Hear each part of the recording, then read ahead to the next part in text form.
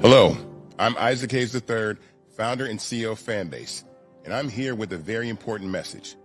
We are at a turning point in the Black community where we must have equity in the apps we use that scale to billions of dollars. But this time, we own the infrastructure, we own the culture, and we shape the future. And Fanbase is the future. Fanbase combines the free functionality of Instagram, TikTok, and YouTube into an all-in-one platform built for the evolution of social media and monetization. With over 1.4 million users, that's real proof that we are shifting the conversation of tech ownership and equity for creators. So right now, I want you to go to startengine.com/fanbase and invest today. The minimum to invest is $399. That gets you 60 shares of stock in Fanbase at $665 a share. This marks a turning point in Black ownership of social media. If we don't take this opportunity to own social media right now, we will always be customers to our own creations. And that can't go on.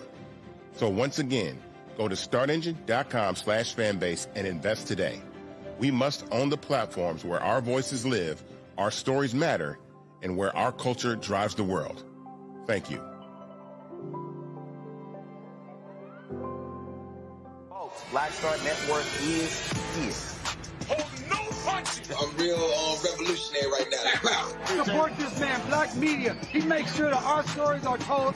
Thank you for being the voice of Black America, Roland. Hey, Black, I love y'all. All momentum we have now, we have to keep this going. The video looks phenomenal. See, there's a difference between Black Star Network and Black-owned media and something like CNN. You can't be Black-owned media and be scared. It's time to be smart. Bring your eyeballs home. You dig?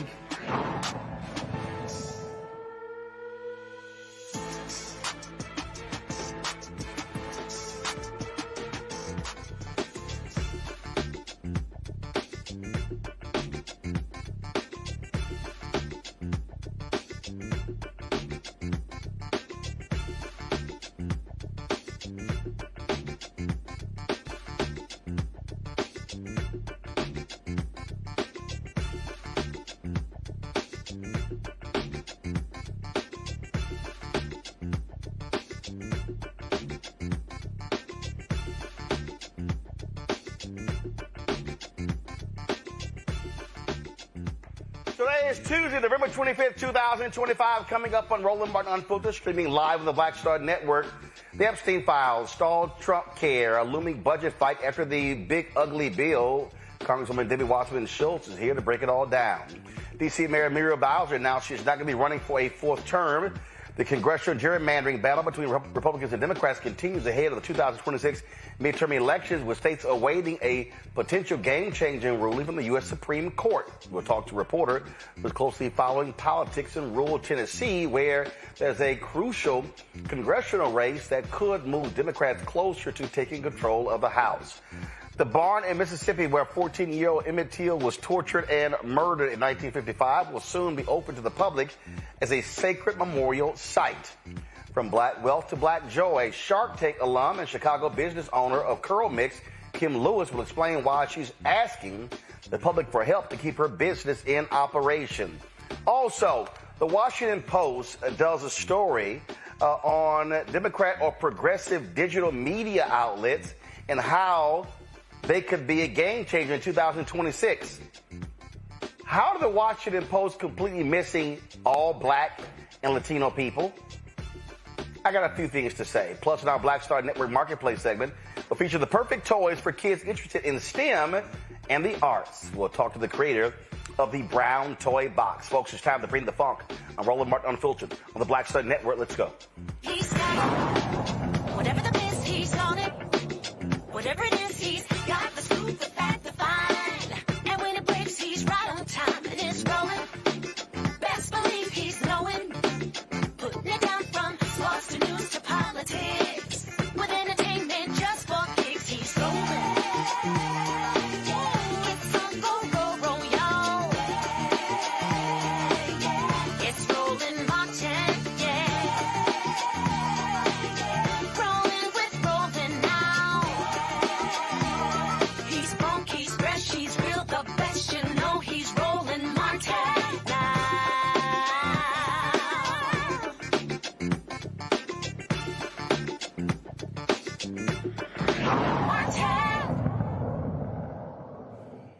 longest federal government shutdown in history took place on Donald Trump's watch. Republicans try to blame Democrats, but the polls clearly show the American public is with Democrats, saying it was the fault of the Republicans. Why did Democrats hold out? They said to demand the Affordable Care Act subsidies continue. Well, guess who all of a sudden realizes that's a good idea? Yeah, the twice impeached, criminally convicted con man, felon-in-chief Donald Trump. Go to my iPad, Anthony. Look at this here. White House circulates a plan to expand Obamacare subsidies as Trump played his health care fix. Isn't that interesting?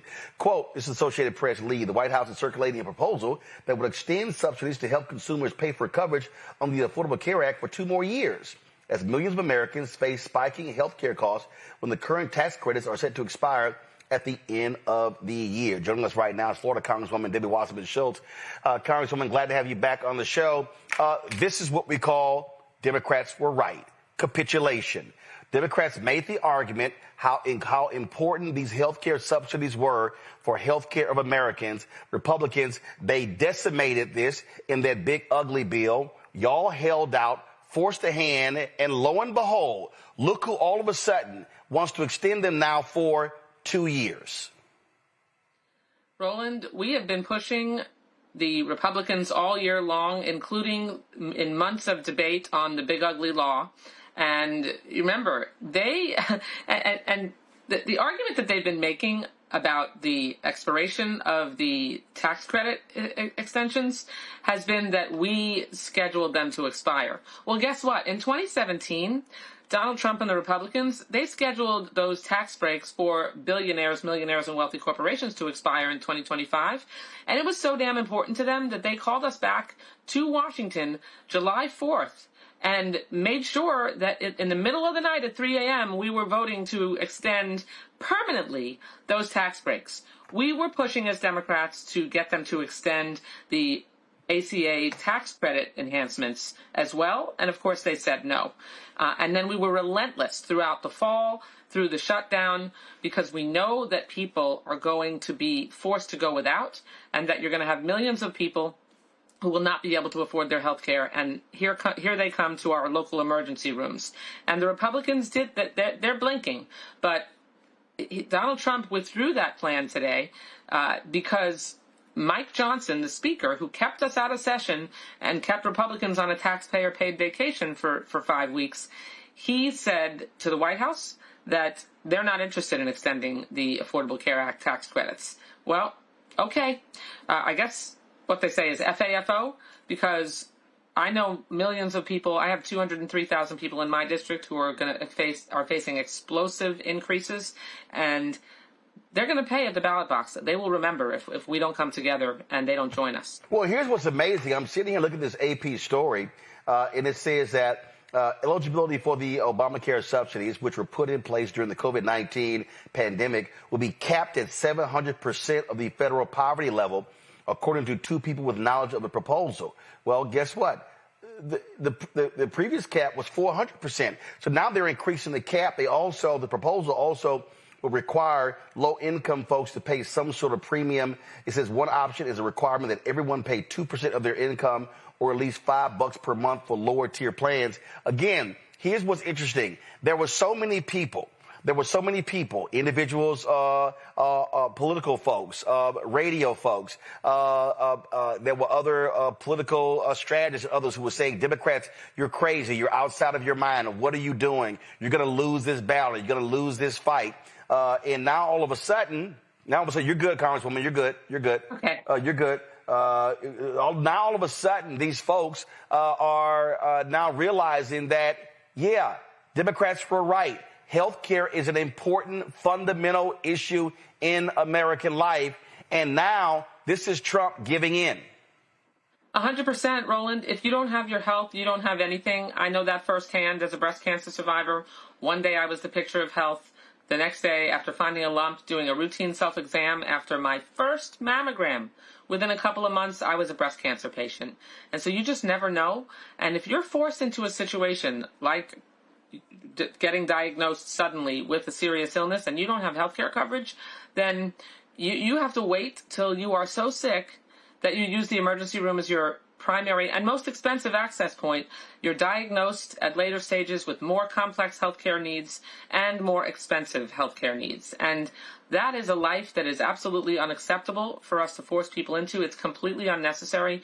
And, I don't know the details of what Trump's plan would be, but the bottom line is that they should come to the table, negotiate with Democrats, and make sure that we can hammer out a way to extend these tax credits, because we can't let people, like one of my constituents who reached out to us the other day and said that they were going for their premiums would go from $386 a month to $1,500 a month unless those tax extensions are extended. Well, we've got to do that. Right. And so, and now I'm seeing that Speaker Mike Johnson is telling Trump, hey, look, our House GOP, they ain't down with this. Okay, guess what? This now then puts Trump in a battle with his own Republicans, and let's see who wins this battle. And if I'm Democrats, I'm still hammering these folks every single day. Right. Listen, I think you were part of, there was I believe you were there. It was a healthcare discussion that was in New Orleans. It was Congressman Troy Carter. Yes. And so, listen, This is what I said then, and I still believe it. I said, hey, don't have 5 members of Congress in New Orleans. I said, send one Democrat to every district office of Mike Johnson, say, this is how many people in this district are going to lose health care because of this. To me, this is where they should be hammering. And guess what? If the Republicans do buckle, this is where Democrats should be running ads immediately saying, we made this happen, not Trump trying to take credit if this deal goes through. Roland, we have been relentlessly traveling the country, doing town hall meetings in Republican districts where they refuse to have them. I'm a co-chair of the Steering and Policy Committee. Hakeem Jeffries has sent us all over the country to make sure that we can talk to folks and hear from them directly about what it would mean if they lost the tax credits, but also what having health care under the Affordable Care Act meant. They're no longer dropped or denied coverage because of pre-existing conditions. They can, through the Affordable Care Act, you can keep your kids on your insurance as parents until they're 26 years old. People forget about the provisions that apply to everybody. And in addition to that, making sure that we keep healthcare premiums affordable is, along with the whole issue of affordability in general. Donald Trump and the Republicans have not put a single bill on the floor of the Congress to lower people's costs, to make groceries more affordable. Energy costs are still skyrocketing. You name it, and across the board, particularly because of Trump's ridiculous tariffs, everything is more expensive. And the Republicans have basically told Americans, you can just go eat cake. We don't really care about your day-to-day living expenses. And Democrats do, and we're going to continue to press on that. Got to get your thoughts on this here. Anthony, go to my iPad. How our Republicans have quietly put this guy as the number 2 at the Centers for Disease Control. He doesn't believe in vaccines. He doesn't believe in the Affordable Care Act. How in the hell is this person in the number 2 at the CDC? This shows you how crazy it is to put that nutcase with a worm in his brain, Robert F. Kennedy Jr., over the Department of Health and Human Services. Nothing surprises me with the MAGA extremist movement when it comes to healthcare, Roland. In my state, Ron DeSantis, our governor, and Joseph Ladapo, his quack Surgeon General, have actually repealed the requirements for some vaccines and are going to push to repeal the requirements for kids in school for all vaccines, including mumps, measles, and rubella, and tetanus, and other diseases that have been eradicated nearly completely because of the vaccine policies. These people are kooks, and they don't believe in science, and they don't care about the impact when it comes to public health. We saw that during COVID, about their decisions on how they affect other people. People are going to get, I had an outbreak in my hometown in an elementary school of measles last year that our Surgeon General said through the Department of Public Health, they didn't have to keep their kids home. I mean, it's just mind-blowing, the quackery that they follow and how it impacts millions of people. We're going to see disease surge as a result of these irresponsible policies, and we have to fight back, and we have to do it at the ballot box next year. Last question for you. On Monday, I'm going to talk about it a little bit later, and it is a story about Dems building up a digital army. Now I took issue with that because they basically left out anybody who's black or Latino. They got people in their story who got smaller shows than we have here. Now, here's what reason I think this is important. I was talking to a media buyer, and he said that there were individuals last year who told him, man, don't come to me with this nonsense with podcasts. And Democratic strategists just refuse to do anything when it comes to digital media. And we saw what happened, getting their butts kicked. I've said this specifically to Leader Jeffries. I said it to Schumer as well. And I would hope folks like you, former head of the DNC, are telling the DNC, the DCCC, the Democratic Governors Association, all these people, you've got to be idiots if you're going to keep making these, and I call them white Democratic strategists because ain't that many black people there, millionaires who keep wanting to dump money on television. If Democrats are going to win the House or the Senate next year, it is going to go where the people are. What are you saying to these donors and these strategists, how they've got to stop thinking putting money on television is going to somehow lead you to victory? You got to put money on the ground. You got to put money in digital operations. What are you saying to them? Well, the same thing that I said to you when we spoke all those years ago when you were in my office when I chaired the DNC, that we absolutely have to up our game, not just on social media, but making sure that we focus on a commitment to diversity in contracting, diversity in who it is around the table, and diversity in terms of how we are reaching out to audiences, whether they're black, Hispanic, or Asian, or Native American. It is absolutely critical that we are running the table when it comes to that kind of outreach. And, you know, to know better is to do better. I can tell you that we are upping our game. We made a really serious commitment, particularly as House Democrats, at making sure that we have influencers and that we have, each time we are doing media outreach, we have a social media row. We have influencers come in. We're trying to get on as many intricate, small platforms as possible. And I have to tell you that you committed and knew and told me all those years ago that you were going to make sure that there was a black network. And here we are. And it's just awesome to be able to join you again. All right, Congresswoman Debbie Wasserman Schultz. We appreciate it. Have a great Thanksgiving. Enjoy the family and food. Thank you. Happy Thanksgiving to everyone. Likewise. Folks, going to go to a break. We'll be right back. We'll check with our panel right here. Roland Martin Unfiltered on the Black Star Network. Are you ready for the holidays? This week on A Balanced Life with Dr. Jackie, we're talking about all things anxiety and the holidays, whether it's performance anxiety, presence versus presence, making certain that everybody in your space understands the boundaries and how to respect your home.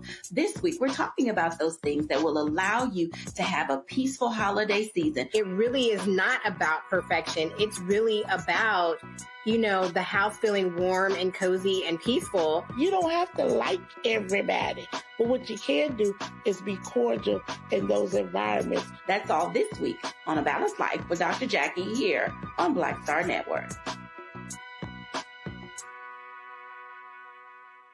If in this country right now, you have people get up in the morning and the only thing they can think about is how many people they can hurt, and they got the power, that's the time for mourning. For better or worse, what makes America special, it's that legal system that's supposed to protect minorities from the tyranny of the majority. We are at a point of a moral emergency. We must raise a voice of outrage. We must raise a voice of compassion. And we must raise a voice of unity. We are not in a crisis of party versus party. We are in a crisis of civilization, a human rights crisis, and a crisis of democracy itself. And guess what? You've been chosen to make sure that those that would destroy, those that would hate, don't have the final say, and they don't ultimately win. This week on The Other Side of Change. Book bans, anti-intellectualism, and Trump's continued war on wisdom. This is a coordinated backlash to progress. At the end of the day, conservatives realized that they couldn't win a debate on facts. They started using our language against us, right? Remember when we were all woke and the woke movement and all that kind of stuff? Now everything is anti-woke, right? When we were talking about including diversity, equity, inclusion in higher education, now it's anti-DEI. All this are efforts to suppress the truth because truth empowers people. You're watching The Other Side of Change only on the Black Star Network.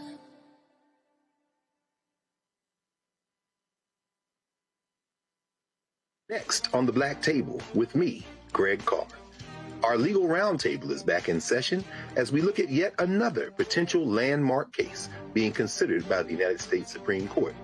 This one is called 303 Creative versus Alennis and may be the most important and far-reaching First Amendment, that is freedom of speech, case of our time. It could, depending on how the court rules, open the door for a return of Jim Crow segregation laws. It's true. If you say we can discriminate against one, you're saying we can discriminate against all. That's on the next Black Table. Don't miss it. Right here on the Black Star Network. Hey, what's up, everybody? It's Godfrey, the funniest dude on the planet. And you're watching Roland Martin Unfiltered.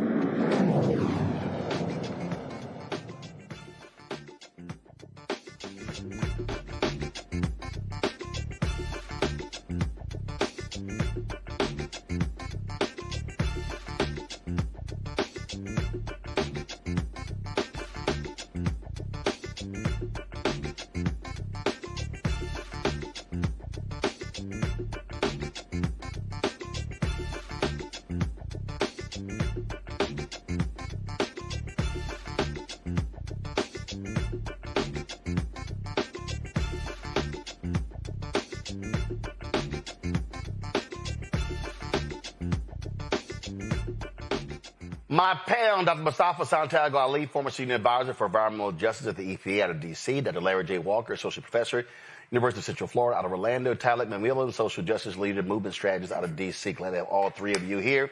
Larry, I'll start with you. Again, it was amazing how many people kept saying, Democrats, they lost. What are they doing? This was stupid to actually have this government shut down. They should have backed down. They should have capitulated.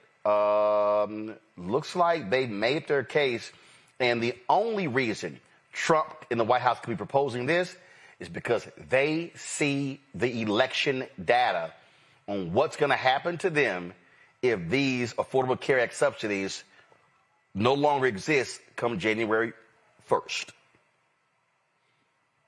Roland, this is everything you discussed with the Congresswoman and we're discussing right now is critically important. The United States is about to experience a healthcare and economic collapse that we probably haven't seen since the last recession we had that began under Bush Jr. There are people, millions of Americans are going to end up losing their health insurance over the next couple of years. The other point, Roland, in terms of what you're saying, obviously the White House sees the numbers. We saw what just happened a couple weeks ago in Virginia and New Jersey, et cetera.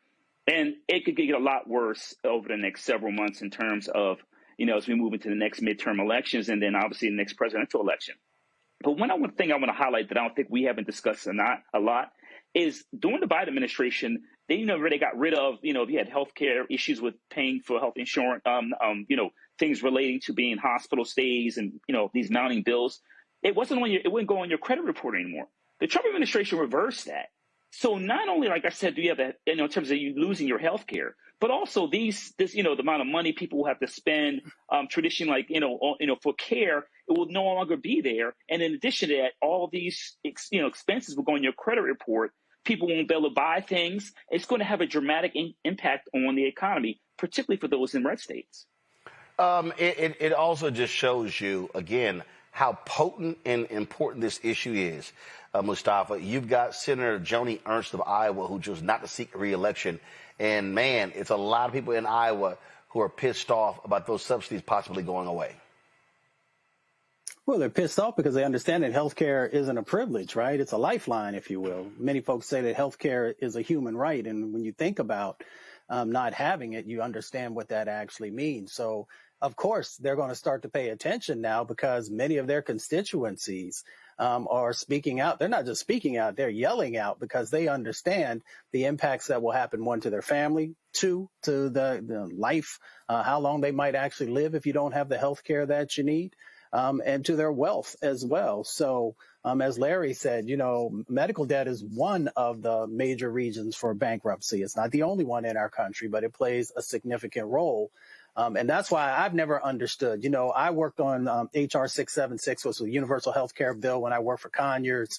And at that time, we understood we had all these healthcare horror stories that were coming in, all these different dynamics that were just devastating families. And these stories now are probably moving forward to all these members, both on the Senate and the House side, and they're understanding how significant this is. The last thing that I'll say, Roland, is that they've attacked since 2010, what was it, March 2010, I believe, when the Affordable Care Act actually passed. There's been over 100 different times that they've tried to defund it, to repeal it, to deauthorize it, all these different types of things. So I think it's apropos now in this moment that he's going to have to actually kiss Obama's ring for everything that he did. And many of these times that they tried to take it away and have never been successful because it is something that this country actually needs. Tyler, I remember there were people who were on this show saying, oh, Democrats should not stand behind the government shutdown. Don't make this the issue. And I kept saying, as it continued, I felt between the Epstein Files and how the right was imploding and this healthcare battle that Democrats were finally gaining their sea legs. They spent, 9 months trying to figure out how to pierce the MAGA armor, and I thought they finally did it. If Trump begins to push extending these subsidies for 2 years, Democrats should be taking victory laps everywhere and reminding everybody, no, we made him do this. He didn't do it because he was generous.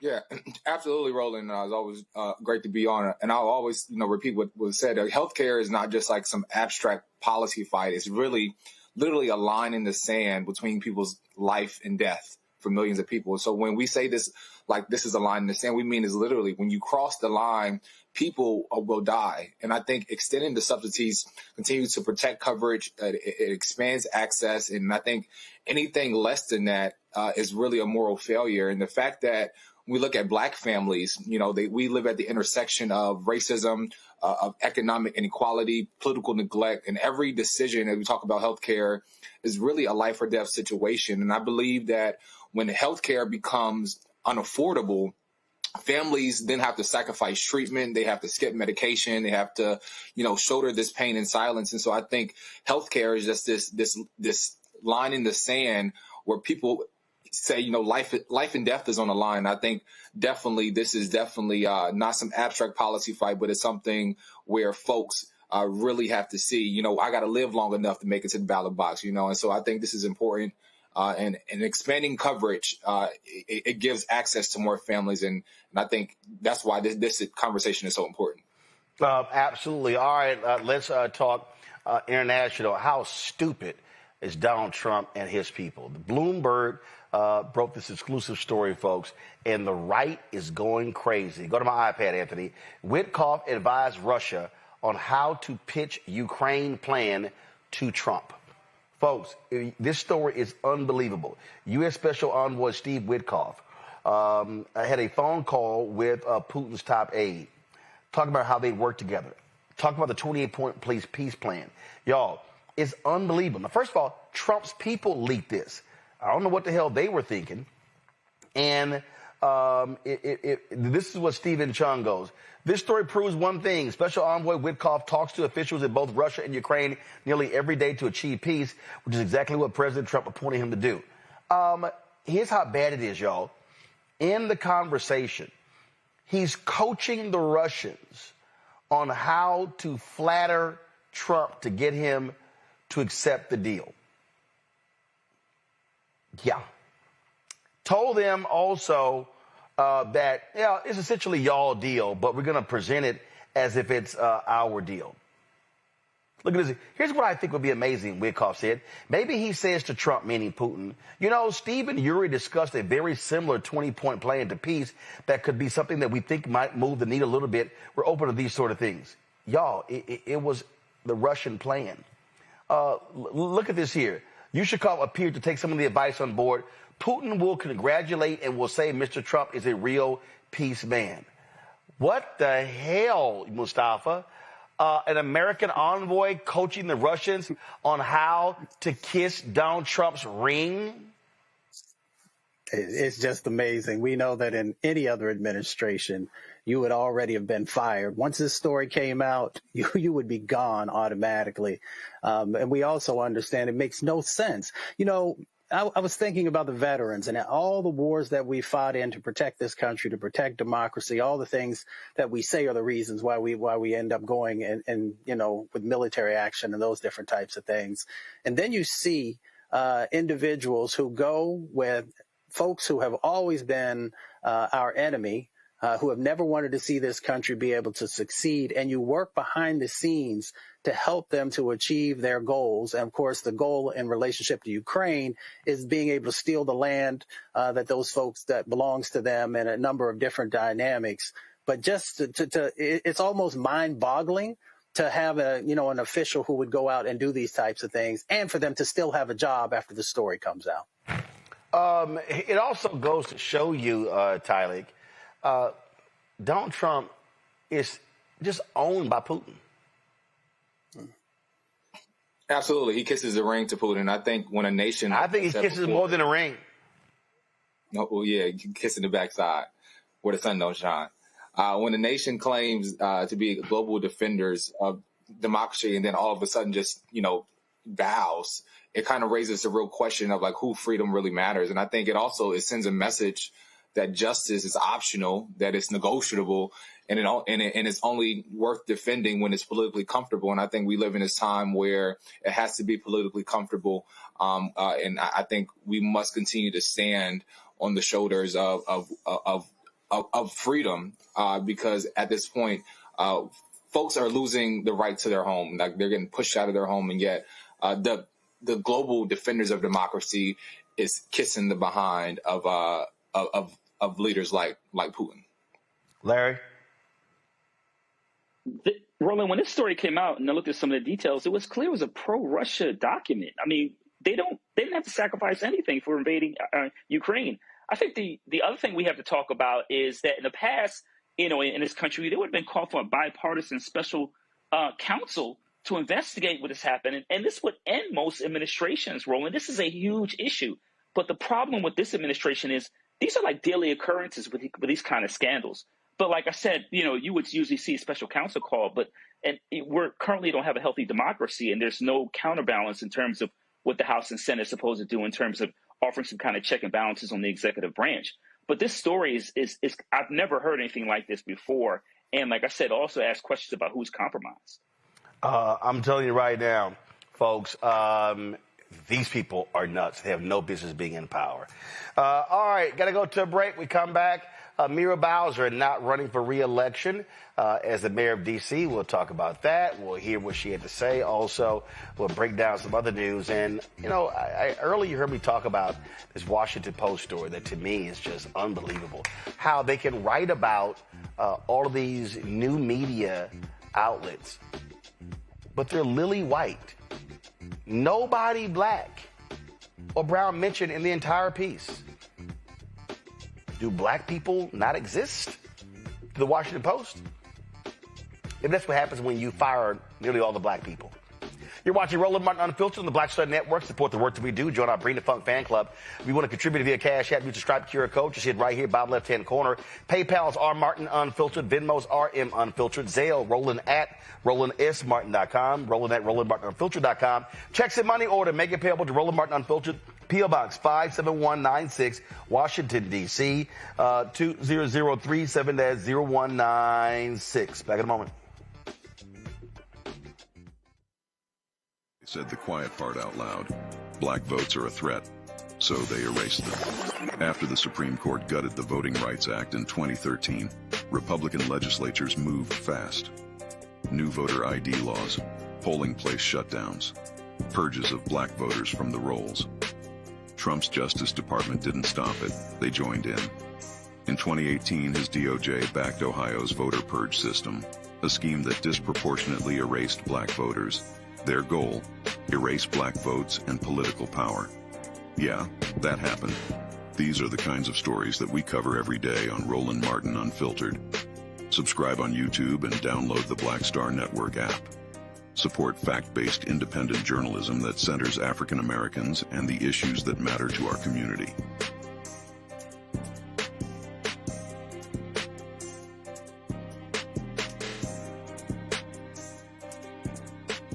This week on the other side of change. Book bans, anti-intellectualism, and Trump's continued war on wisdom. This is a coordinated backlash to progress. At the end of the day, conservatives realized that they couldn't win a debate on facts. They started using our language against us, right? Remember when we were all woke and the woke movement and all that kind of stuff? Now everything is anti-woke, right? When we were talking about including diversity, equity, inclusion, higher education, now it's anti-DEI. All this are efforts to suppress the truth because truth empowers people. You're watching The Other Side of Change only on the Black Star Network. If in this country right now, you have people get up in the morning and the only thing they can think about is how many people they can hurt, and they got the power, that's a time for mourning. For better or worse, what makes America special, it's that legal system that's supposed to protect minorities from the tyranny of the majority. We are at a point of a moral emergency. We must raise a voice of outrage. We must raise a voice of compassion. And we must raise a voice of unity. We are not in a crisis of party versus party. We are in a crisis of civilization, a human rights crisis, and a crisis of democracy itself. And guess what? You've been chosen to make sure that those that would destroy, those that would hate, don't have the final say, and they don't ultimately win. I'm Russell L. Honoré, Lieutenant General, United States Army, retired, and you're watching Roland Martin Unfiltered.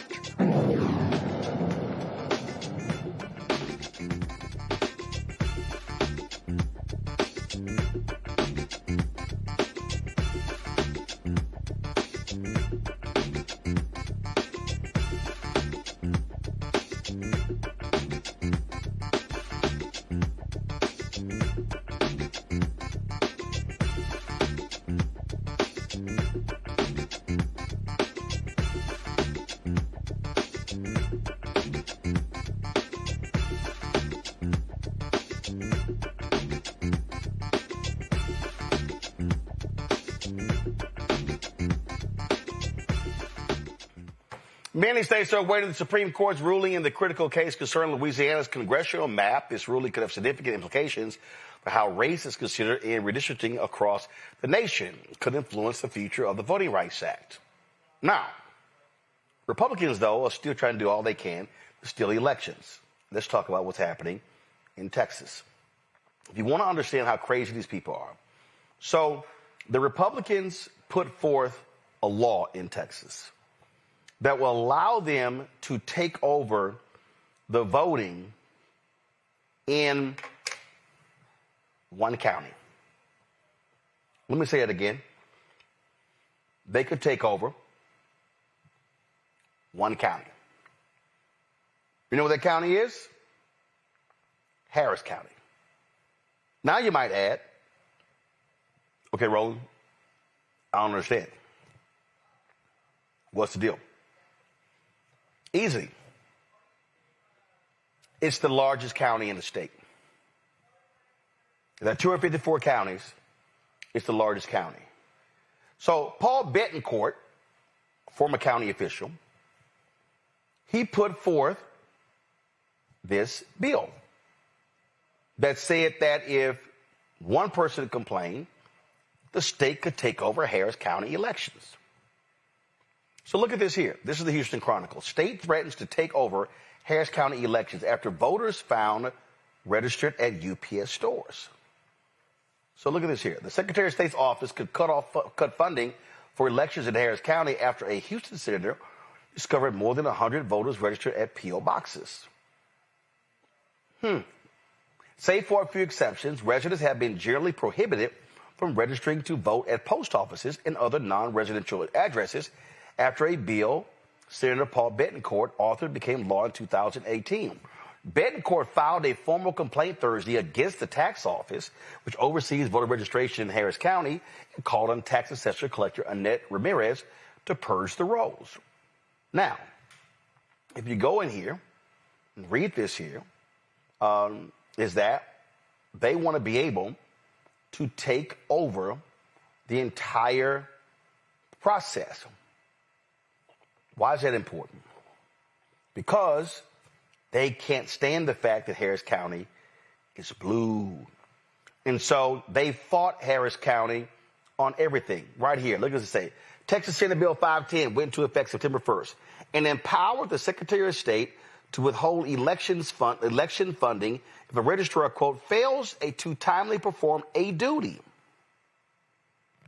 The bill gave Nelson the authority to place Harris County under, quote, administrative oversight should an investigation find a recurring pattern of problems in the election process. Administrative oversight would empower Nelson to act as the approving authority for all elections, policies, and procedures, and send staff to inspect polls and conduct in-person observations of tax office personnel assigned to elections operations.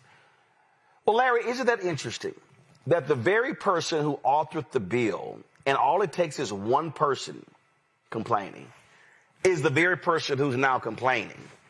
And so what they want to do is, leading into a midterm, they want to be in control of the Harris County voting roll. And again, there are 254 counties in Texas.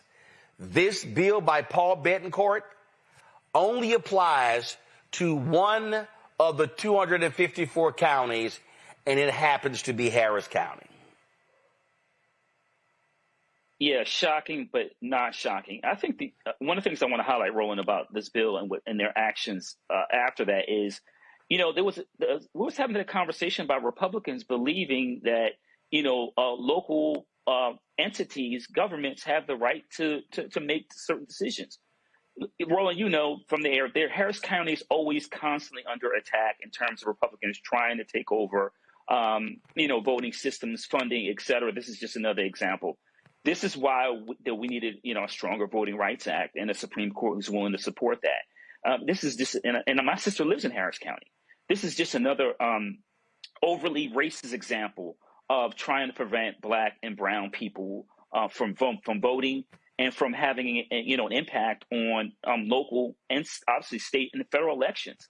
But we can't allow this to stand. But this is just another example of Republicans doing things that they say that Democrats attempt to do all the time.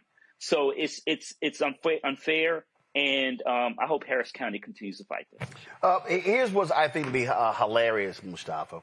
This is the Houston Chronicle story. While SB 510 applies to all Texas counties, the Alan Vera Election Accountability Act of 2023 is limited to counties with a population of more than 4 million, a number exceeded only by Harris County. So, yeah, it applies to all in Texas, but it only applies to one. Right. I mean, the game is rigged. We know that the game is rigged. And these individuals understand that there's no way for them to win unless they continue to rig the game.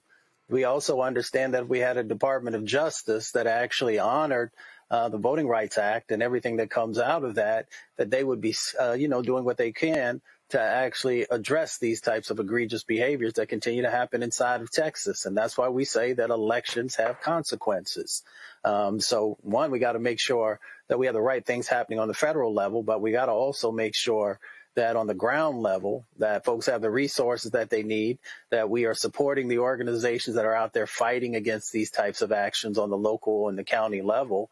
And that we got to continue to highlight this so that folks can see how evil these types of acts are that these individuals continue to do, and hold them accountable. And the way that you hold them accountable is by each and every person actually getting out there and voting, and then making sure that we have the infrastructure in place to stop these types of things from happening. Mustafa said it very clearly, Tyler. It's called rigged. And the Republicans love talking about voter fraud. They love talking about rigged elections. There is no place where they want to rig elections more than in Harris County, Texas.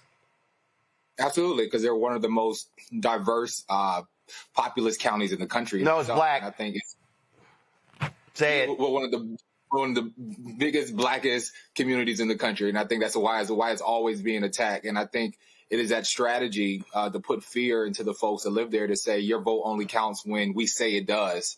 And I think that undermines democracy in itself. And I think no matter what obstacles they continue to put in the way of folks in Harris County, from voter suppression to budget cuts to attacks on all type of attacks from civil rights.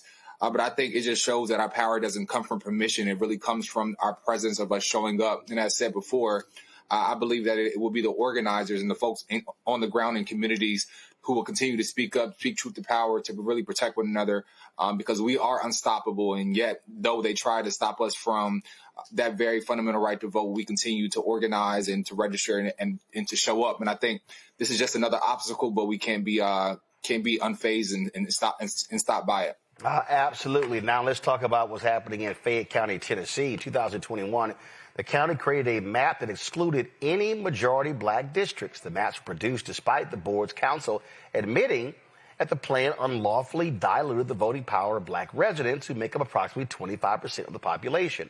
Earlier this year, black residents secured a temporary victory after, alongside the local NAACP, they filed a lawsuit against Fayette County claiming that the map violated the Voting Rights Act of 1965, facing the threat of litigation following another complaint submitted by the Department of Justice under President Joe Biden. County officials adopted a revised map for the 2026 elections that includes 3 majority black districts. Bolts, a publication that covers voting and civil rights, recently published the story "Black Residents in West Tennessee Just Won Fairer Districts. Now Comes SCOTUS."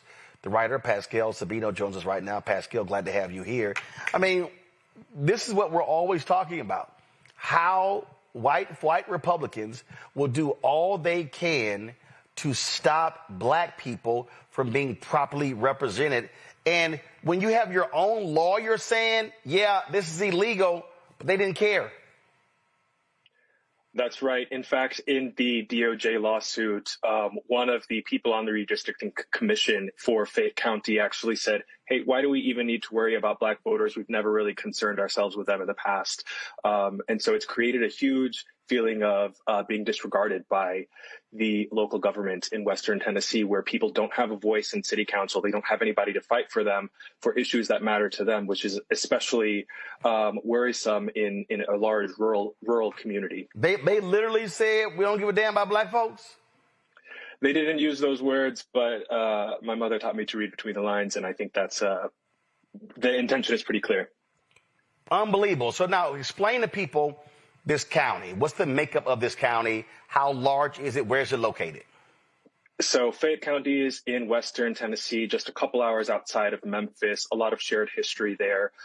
It's about a quarter black, but in the county commission, there are 19 members. None of them are black, and that's certainly by design. 19 county commissioners in Fayette County, none are black, but it's 25% black. That's right. Now, are people in Fayette County, they're all elected countywide? The county commission? Yeah. Yeah, so the county commission, all those 19 seats, several of them, a large amount of those are actually multi-member districts. And in fact, the VRA has in the past, in many places around the country, been used to break apart multi-member districts because of the fact that when there are either at-large or multi-member districts, they tend to dilute the power of Black voters, Latino voters, by sort of pulling them into large districts where they're vastly underrepresented and have very little ability to elect candidates of their choice. Now, that wasn't the core issue with this case. The bigger issue was just that out of all of the maps that were proposed, maps proposed by the county's attorney, maps proposed by the state controller, there were several maps proposed in 2021 during that redistricting process that created either 2 or 3, depending on the map, majority Black districts.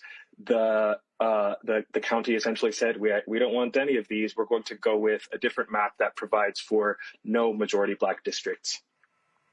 Wow, that is absolutely, positively insane. Questions from my panel. Larry, you first. Yeah, I mean, we just talked a few minutes ago about the Voting Rights Act. I'm curious about what are some of the local activists in the community, what are some of the steps they're taking as they deal with this issue? So this year, in January, shortly after the DOJ filed their lawsuit, the local chapter of the NAACP filed a subsequent lawsuit. They'd been organizing, hosting rallies, and they were also joined by the Legal Defense Fund, as well as just community members who wanted a fair shake in the government. They actually won that. They essentially won the lawsuit in that the county agreed to adopt a fairer map, one that provides for 3 majority Black districts. They only did that because they were sued.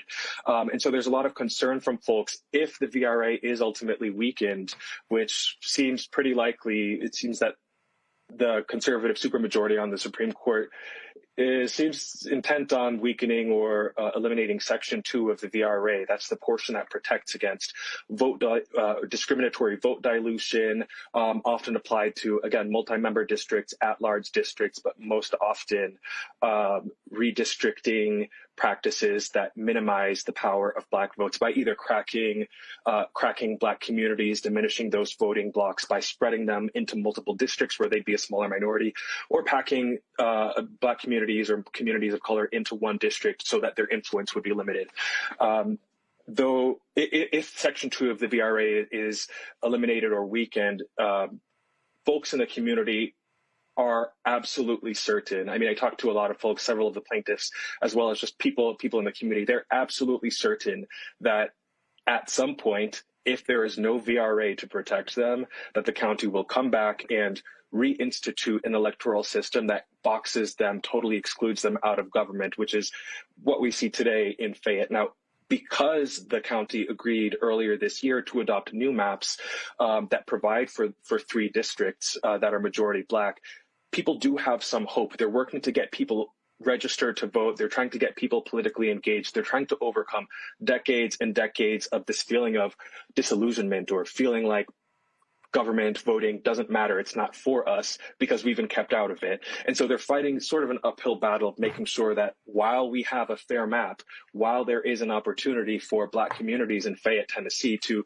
elect officials of their own choosing, they want to make sure that people take advantage of that opportunity because there's no saying whether it's a couple of years from now or whether it's in 2030 after the next census. People are absolutely certain that if these protections no longer exist, their county is going to try to keep them out of the government. So while the opportunity is here, they're hoping to solidify any amount of control or any voice in government that they can, not just so that their interests are represented, but also so that they have an opportunity to have some voices in the county board of commissioners who can say, if a new discriminatory map does get proposed, they need somebody who can be on their side to say, this is not okay, this is illegal, this is discriminatory, and who can fight for them to have their fair representation. Well, this is why I have said to many people, Mustafa, that this Supreme Court decision is not just affecting congressional races, it's going to affect state races, county races, city races, school board races as well. Yeah, I mean, it goes all across the country, and folks got to understand that. If you're going to be a student of strategy, you look at how Republicans actually moved, and they focused on, all of these different races. They didn't just focus on what's happening in the president's level or on Congress. They were looking at that local level and figuring out ways to manipulate the system to get what they wanted. Roland, the other thing that's interesting, and we talk about it here on the Black Star Network all the time, is I'm curious of the 25% of our folks who are there in the county, how many folks are actually voting? Because that also is critically important. When you have those windows of opportunity, we have to take advantage of those, and we've got to make sure that we're getting out and voting in significant numbers to be able to get our folks in place so that we can expand out. So, it is understanding how this is playing out across the country, but it is also understanding that we have power and that we've got to utilize it when those opportunities present themselves. I did speak with some folks at local churches and with the local chapter of the NAACP. They said that the rates that people vote, the rate that Black folks in the community vote is unfortunately pretty low. I mean, people feel like they don't have a voice in government, and they know they've seen their own elected officials say, we don't care about these people. We don't need to consider them. And so there's this huge feeling of, why should I take my time to go and vote if the system is already rigged? That feeling that the system is rigged sort of reinforces a lot of the difficulties and reinforces those low turnout rates. Tyler? Yeah, thank you so much. And we, as you just said, we know that when counties purge roads and close polling locations, it is really targeted suppression. And as you said, in turn, it creates apathy among voters. So my question for you, as we look at the Supreme Court and them reviewing the cases, we know that this could impact, as you just said, maps nationwide. What are the immediate risks, and how is the community ready to defend it against a political rollback?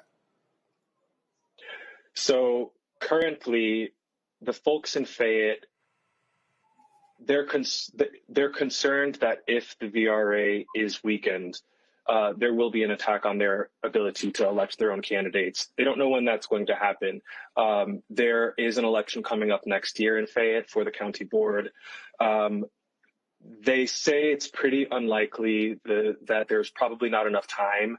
Let's say if the VRA, if this Calais ruling came tomorrow that weakened Section 2 of the VRA, they say even then there's probably not enough time for the county to immediately roll back the newly implemented fairer maps and switch back to a map with no representation. However, they know it's coming, and so there's a lot of work being done at the grassroots effort to make sure that people are aware and to bring attention to the issues that matter to them. Part of how they're doing that in Fayette is by reminding people of their history. So in the beginning in 1959 in Fayette County, there was a huge effort for Black folks to register to vote, largely because there was a murder trial where a Black man was accused of murdering a local officer.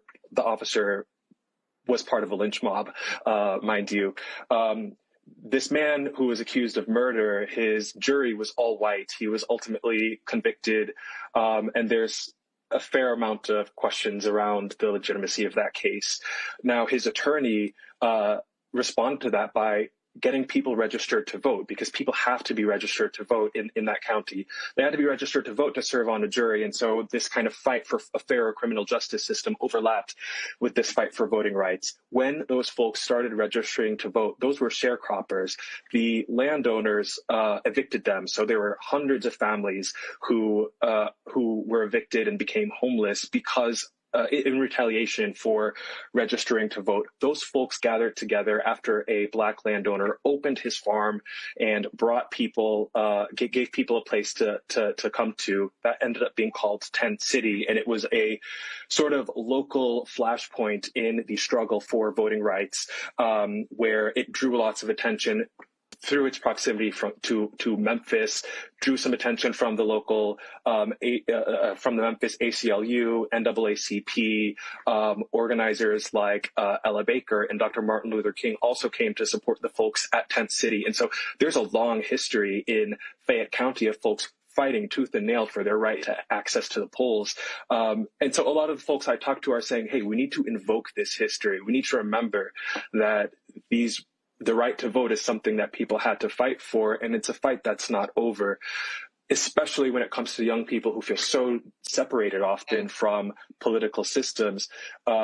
There's an effort to make those people feel proud of their history and feel like they are carrying a torch that those who came before passed along to us, and that it's a continuation of a longstanding struggle.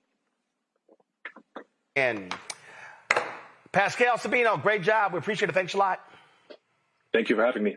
Folks, going to go to a break. We come back. Curl Mix having some serious issues, and their CEO says if we don't have a substantial amount of sales between now and the end of the year, we're going to go out of business. She joins us next right here. Roland Martin Unfiltered on the Black Star Network. Back in a moment.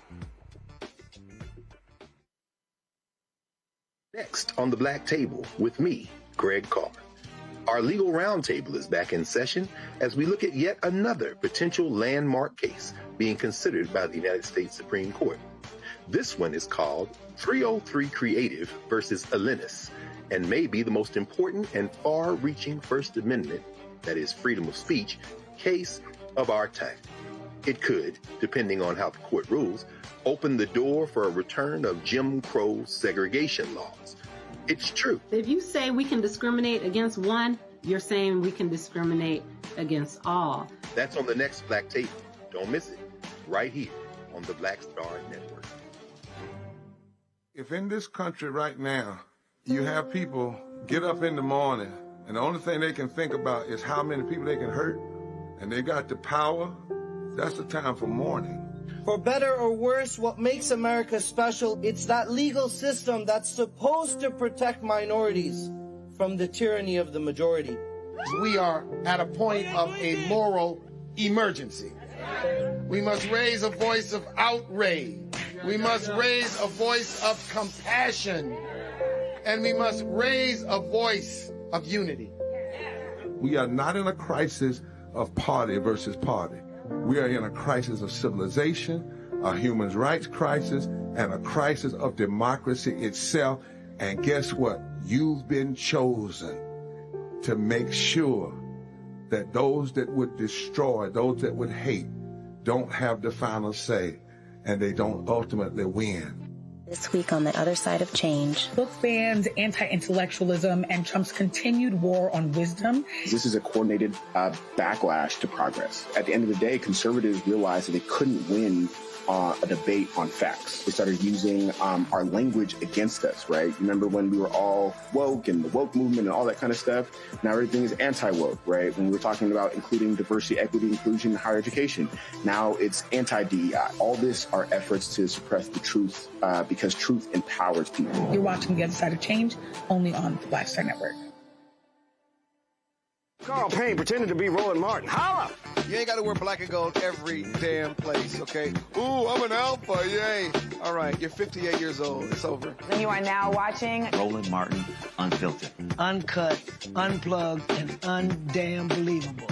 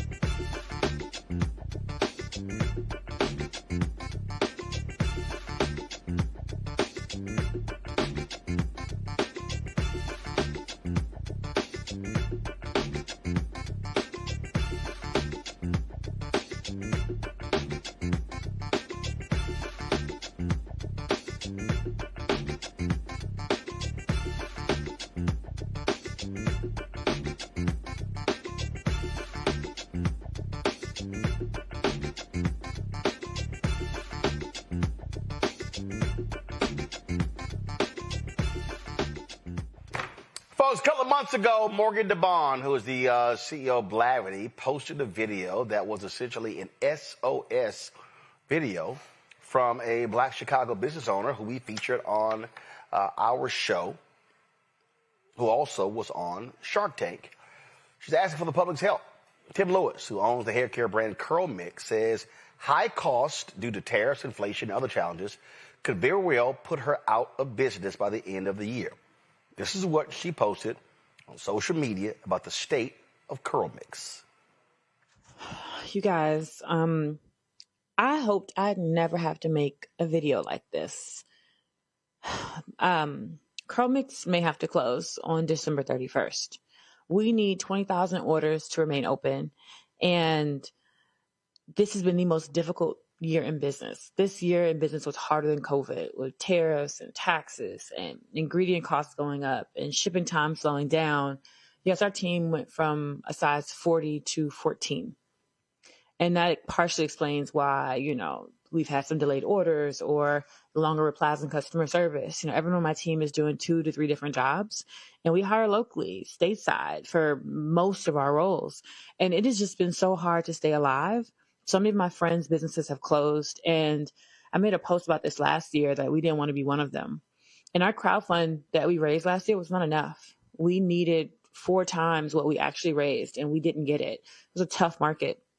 And so my family pulled together cash. I borrowed money from some mentors, and that's what's gotten us to this point, you guys. We've been the most efficient with our capital that we've ever been in any year in business. We've lost the least amount of money for the amount of revenue that we had. We are truly operating way better than we ever have, but cash is tighter. It's hard to get inventory. Business is just harder to run, and funding is dried up. There's no other place to get the money. And so I never wanted to make a video like this, but I figure if Curl Mix is important and if it deserves to be here and if our community wants it, our community will show up for it. I believe that. I really, really believe that. I love what we do and who we do it for and who we serve. And the only reason that I have not given up and that I am still here is because you guys invested in me. You guys invested in Curl Mix. You bought equity in our company, and I want to continue to show up for you. So I'm not giving up. Okay.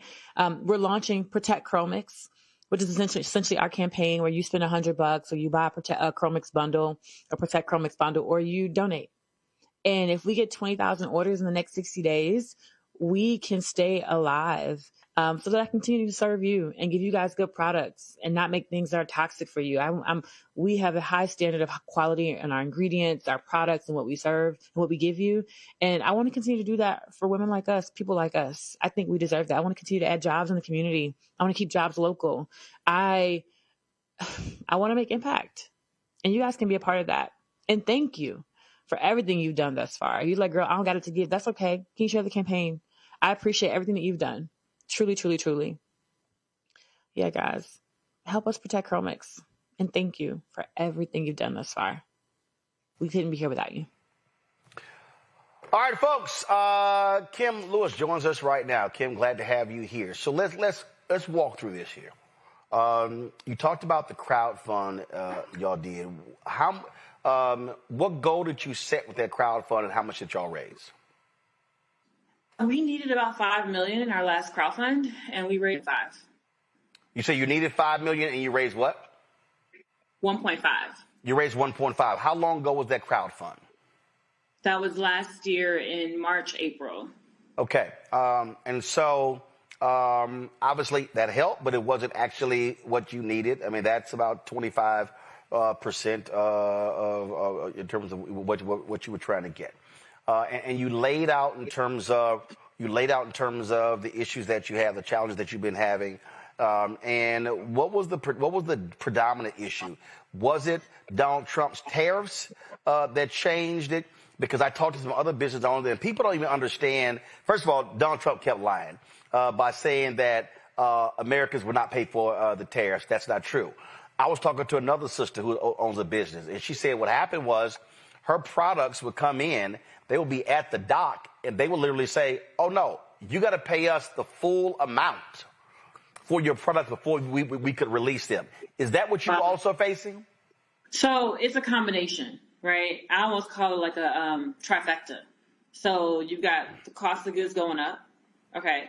You also got the funding environment changed entirely, which it changed in two ways. Funding for consumer goods went from 100% almost to zero from investors. But then you also have the restrictions on DEI. So the pullbacks in like a Target or a Walmart or whatever. So like the retail environment is changing. So a lot of the curly hair brands are actually down behind the scenes, but you just don't know about it, right? I have friends who are in retail and they're like, everyone's down except one brand. I was like, oh my gosh, like it's not just me. And that was one of the reasons I came out with the campaign, because we're all dealing with this. But, sometimes I think people are too embarrassed to say that they're dealing with it. Right. But big brands, small brands, you could be doing $1 million a year, you could be doing $30 million a year. Everybody's down. And then you also have the restriction on economy, right? Inflation's insane. And people just have less money and it stretches very little. And so I think when you look at the tariffs, you look at DEI funding, you look at CPG funding, you look at the economy, inflation. For anyone who's doing business on this side of the river, you know what I mean? In the States, I have a manufacturing facility. At one point we had 40 people and we now have 14. But thankfully, because of the campaign to protect Curl Mix, we've actually been able to add back 3 to 4 jobs. And they're seasonal for now, but if we're able to maintain this volume, they'll be permanent. And I think that's the whole point of what we're trying to do is like keep jobs local, manufacture here stateside, hire Black folks. And I think Protect Curl Mix is allowing us to do that, but we have to definitely protect our own more and more and more if we want to see them thrive and be here, especially at the end of this administration. Okay, and so again, the point that you made there about, for instance, the attacks on DEI, and I kept explaining to people, I did a whole video, and people were like, some people were like, yeah, I think you're overstating this, and I said, no. I said, I felt that MAGA was trying to defund Black America. And I said, as a result with these attacks, I said, they are attacking Black academics, they're attacking Black business, they're attacking Black nonprofits, they're attacking every institution. Then what do we find out? 300,000 plus Black women lose jobs. So here's a perfect example. When 300,000 Black women lose jobs, they're not spending money on their hair. Well, listen, I may have had curly hair, of course, but I'm not buying Curl Mix. Black women are buying your product. Black women lose jobs, then that impacts the downflow of their spending. Agree, 1,000%. It affects media as well, Black media. You can't even find, if I'm looking for certain current events, some Black media is not even in the top 5 or 10 on, a Google or a GPT. And I was like, oh, this is an attack.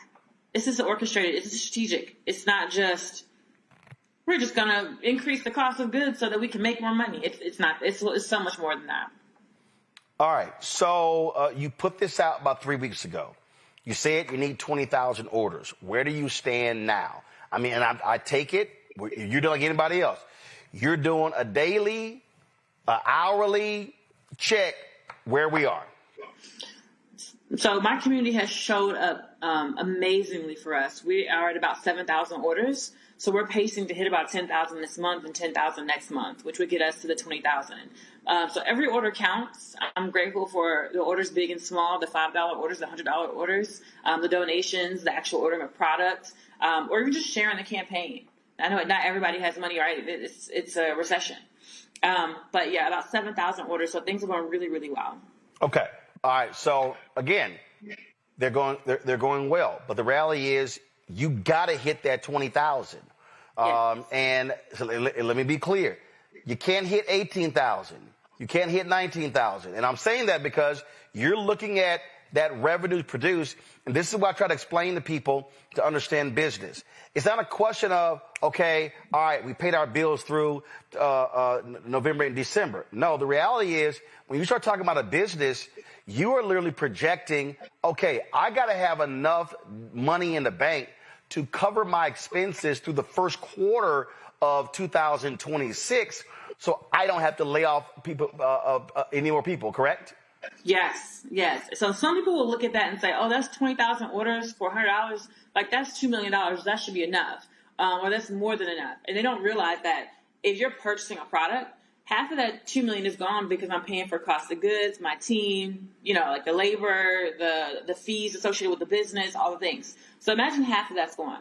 The other half of that is debt that I'm paying off, which is one of the reasons I had to do this campaign. Right. And then the other half of that might be in the bank, and that we need money to operate. My business needs to do $500,000 a month in order to stay around, because we have a manufacturing facility and a sizable team, and we're hand making products, and we're using only the highest quality ingredients. Things that have a low toxicity score on the EWG scale, the Environmental Working Group scale. Products marketed to Black women, a lot of them, they have like 7 and 8 rankings on the toxicity level that you might buy at a beauty supply or things like that. Our products have we max out at a 3 for most of our ingredients, except like our preservative, things like that. Our preservative might be a 3 or 4. But that's really low on the toxicity scale, where we're buying things like, oh, well, this is cheaper, but I'm like, it's also more dangerous. And so we're buying only the best ingredients for your hair care, and it's not cheap to do, especially not ethically, where we're hiring Black folks, giving them benefits, and providing good jobs in our community. Black folks, Black-owned businesses are the highest employers of Black people.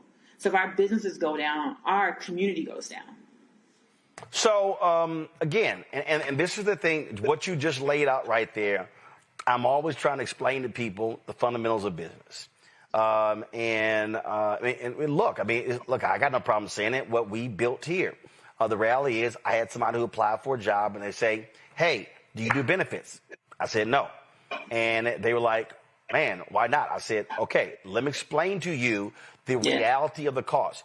If your employment costs are $1.5 million, I said, you need to look at going up to $2.5 to $3 million when you start adding benefits. And they weren't quite understanding what I was talking about.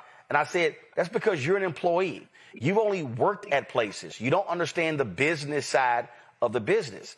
And so what you just laid out, you're doing benefits. You're not trying to put bullshit in your products. And so which means that because you are now trying to have, frankly, a safer, healthier product, those are more expensive. And so all of a sudden you're just, okay, that's more expensive. And guess what? That profit line is decreasing.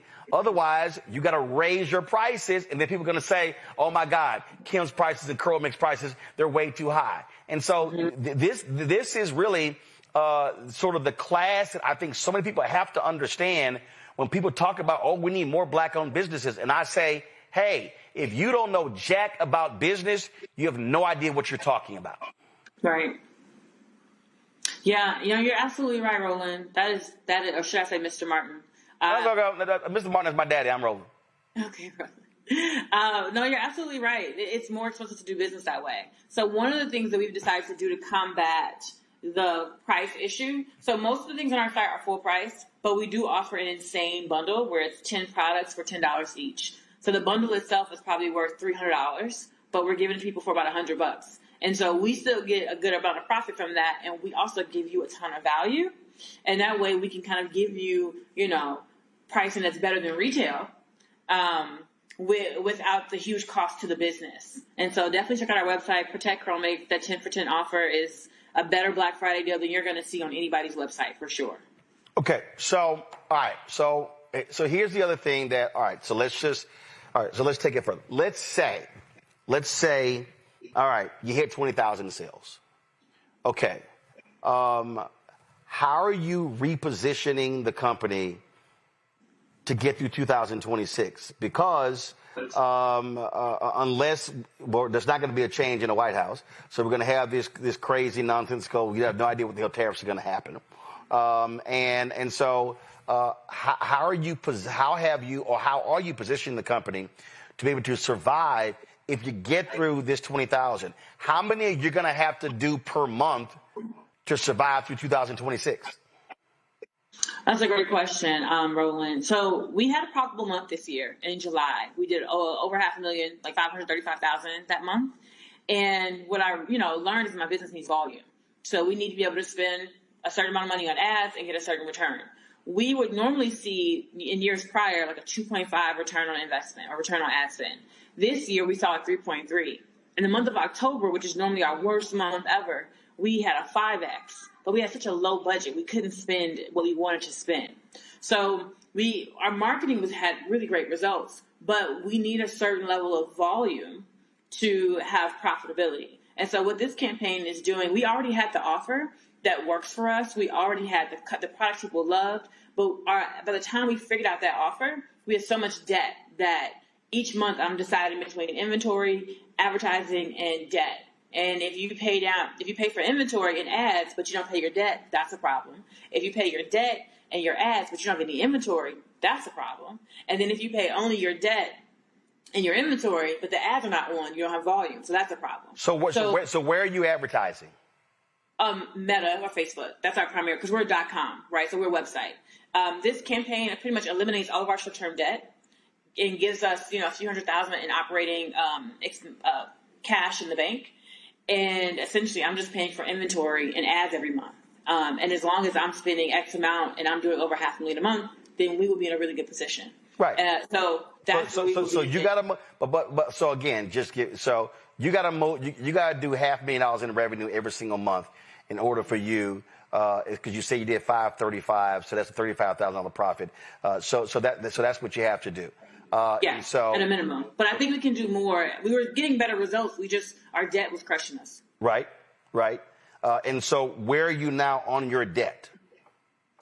We've paid down a few $100,000, but we need December to be successful. So you're absolutely right. We need the 20,000 orders. Otherwise, that debt's still going to be sitting there. We're going to have the same problem. So we need to get to those 20,000 orders.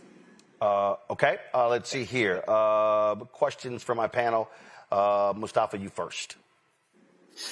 Yeah, well, thank you for everything that you're doing.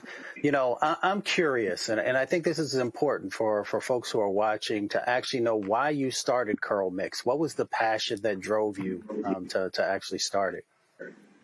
It was wanting to know exactly what was in my hair care products. Like, people tell you what's in it, but you don't really know unless you make it yourself. And so Curl Mix actually started as a do-it-yourself box for curly hair. Think Blue Apron, but for hair. And we basically would send you all the materials to make your own hair care products in a box. And our flaxseed gel was our #1 selling box. So we turned it into a ready-made product and pivoted the business and focused entirely on wash and goes for the first few years of the business. And that's kind of how we, our rise to fame and how we ended up on Shark Tank and things like that. Mm-hmm. And that's one of the reasons, too, we had to manufacture. So one of the reasons our cost of goods are so high is because we have our own manufacturing facility where we make everything. And we really couldn't go to an overseas manufacturer in China because no one wanted to make flaxseed gel. Essentially, we're boiling the raw flax seeds that you would normally eat. You might use it as an egg substitute or put it in a smoothie. Well, when you boil them, you get a really gooey gel. We extract the gel in our facility, put it in a bottle, preserve it, and then ship it to our customers. So it's like an organic gel. But no one else is willing to do that if you went to a typical contract manufacturer. Yeah. Larry? Congrats. Larry, you on? Yeah, there we go. Go ahead. Okay. Yeah, I want to congratulate you from, putting together a wonderful product. I remember seeing you the last couple of years and your success. And I'm wondering, if you have, ideally, if you could, you're able to continue to raise revenue and things continue to move forward over, this quarter into the next quarter, what would be the ideal situation in terms of revenue? And then what would you do with that, additional revenue? Would you focus on marketing, paying down the debt? Ideal is $1 million a month. Larry, go ahead.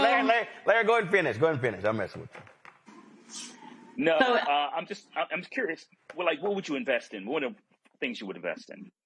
So one of my main goals next year is to do somewhere between 7 and 10 million, right? And to have 20% profit margins and be able to comfortably employ my team, have payroll reserves, and just have a normal year where we're not stressing over cash. That would be phenomenal, right? And then I would say my big dream for us is to be more of like a Lush. I don't know if you guys are familiar, but Lush is not a typical, I'm going to go and get my cheap shampoo and conditioner. It's a luxury experience. You go and you buy this small batch handmade, skin and body products, or body and face products. And then, they're natural, so they have a shelf life, a shorter shelf life than everything else. But they have little pop-up stores, one in every major city. They don't have they're not like a Walmart or Target. They're not everywhere. They're just these small pop-up stores. And you might go and spend $200 at Lush or $300 at Lush or $400. You might go once a quarter. I know I used to do that. And so I think that's really kind of how we fit in the beauty industry, in the beauty conversation. But my first investment would really just be cash reserves so that we can function like a comfortable, profitable business and be able to secure the jobs that I'm hiring for. Tyler? Yes, thank you so much again, and congratulations on everything. I believe that supporting Black businesses is an act of radical love, and so I'm sending you Godspeed and blessings towards your campaign. I'm speaking abundance and overflow over your business, and so just congratulations in advance. What has this experience taught you about these challenges faced by Black-owned businesses, and how can communities and policymakers step in to support entrepreneurs like you in times like this? Ooh, I love that, community and policymakers. There are programs that are offering grants right now. I think we need more of them, right? I know there's a grant for manufacturers right now for $100K. If the deadline was October 31st, they extended it. I'm seeing some brands do different things. I know New Market Tax Credits had something where if you move to a certain impoverished area, you would get a grant. And so we operate actually in one of those areas. So more programs like that, I think, would help from a policy perspective. And then you also asked, am I missing it? You asked about what can policymakers do, and then you asked what the community, what has this experience taught you about what Black-owned businesses face in times like this? So yeah, this is so good. So a lot of times, what I was doing when I initially started Curlmix, I originally wanted to be a tech founder, and then I moved over to the venture track. And, a lot of times we want to play like the white boys. We want to raise the money and go after the big goals and not focus on profit. And then when you get into a bind or a crunch, everybody's like, well, why aren't you profitable? And I'm like, what do you mean? That wasn't the requirement. The goal was growth. We were growing. But the thing is, for Black founders, there's no Series B and C and D, and you're not going to have that follow-on funding. So you're almost handicapped from jump. So when you raise your first angel round or your first Series A, you need to switch to a profit track immediately. And that was not something I was taught or learned or knew. And I think, Black founders almost have to focus on profit from day one, which ultimately limits the kind of business you can build. It gives you more freedom personally, but it means that you're not going to build a billion-dollar company in 5 to 10 years. It's probably going to take you 20. And if I had known that sooner, I would have functioned so differently. I would have raised my crowd fund, and I would have not raised an institutional round. I would have focused on profit from that moment on. And the thing is, I would have had to been going against the community, my peers, the other investors, who's telling you to grow. And I would have said, no. Let me just cut and focus on profit. But that was not the conversation at the time. And I think I didn't trust my own instincts. I'm listening to lots of cooks in the kitchen, and I think that my lesson was to trust myself more in that. And it doesn't matter that I'm young, you and your gut know what the right direction is for the business. And I think that was my biggest takeaway, my biggest lesson in this process. It's interesting you say that because, listen, I've had multiple people come to me since we launched saying, oh, you need to go do a raise. You need to do a crowd fund. I've had 2 different crowdfunding companies approach me. And I remember having a conversation with somebody at the beginning of the year. And Mark Halperin had gotten $3 million or something like that from some Russian oligarch. I don't know what the hell he got.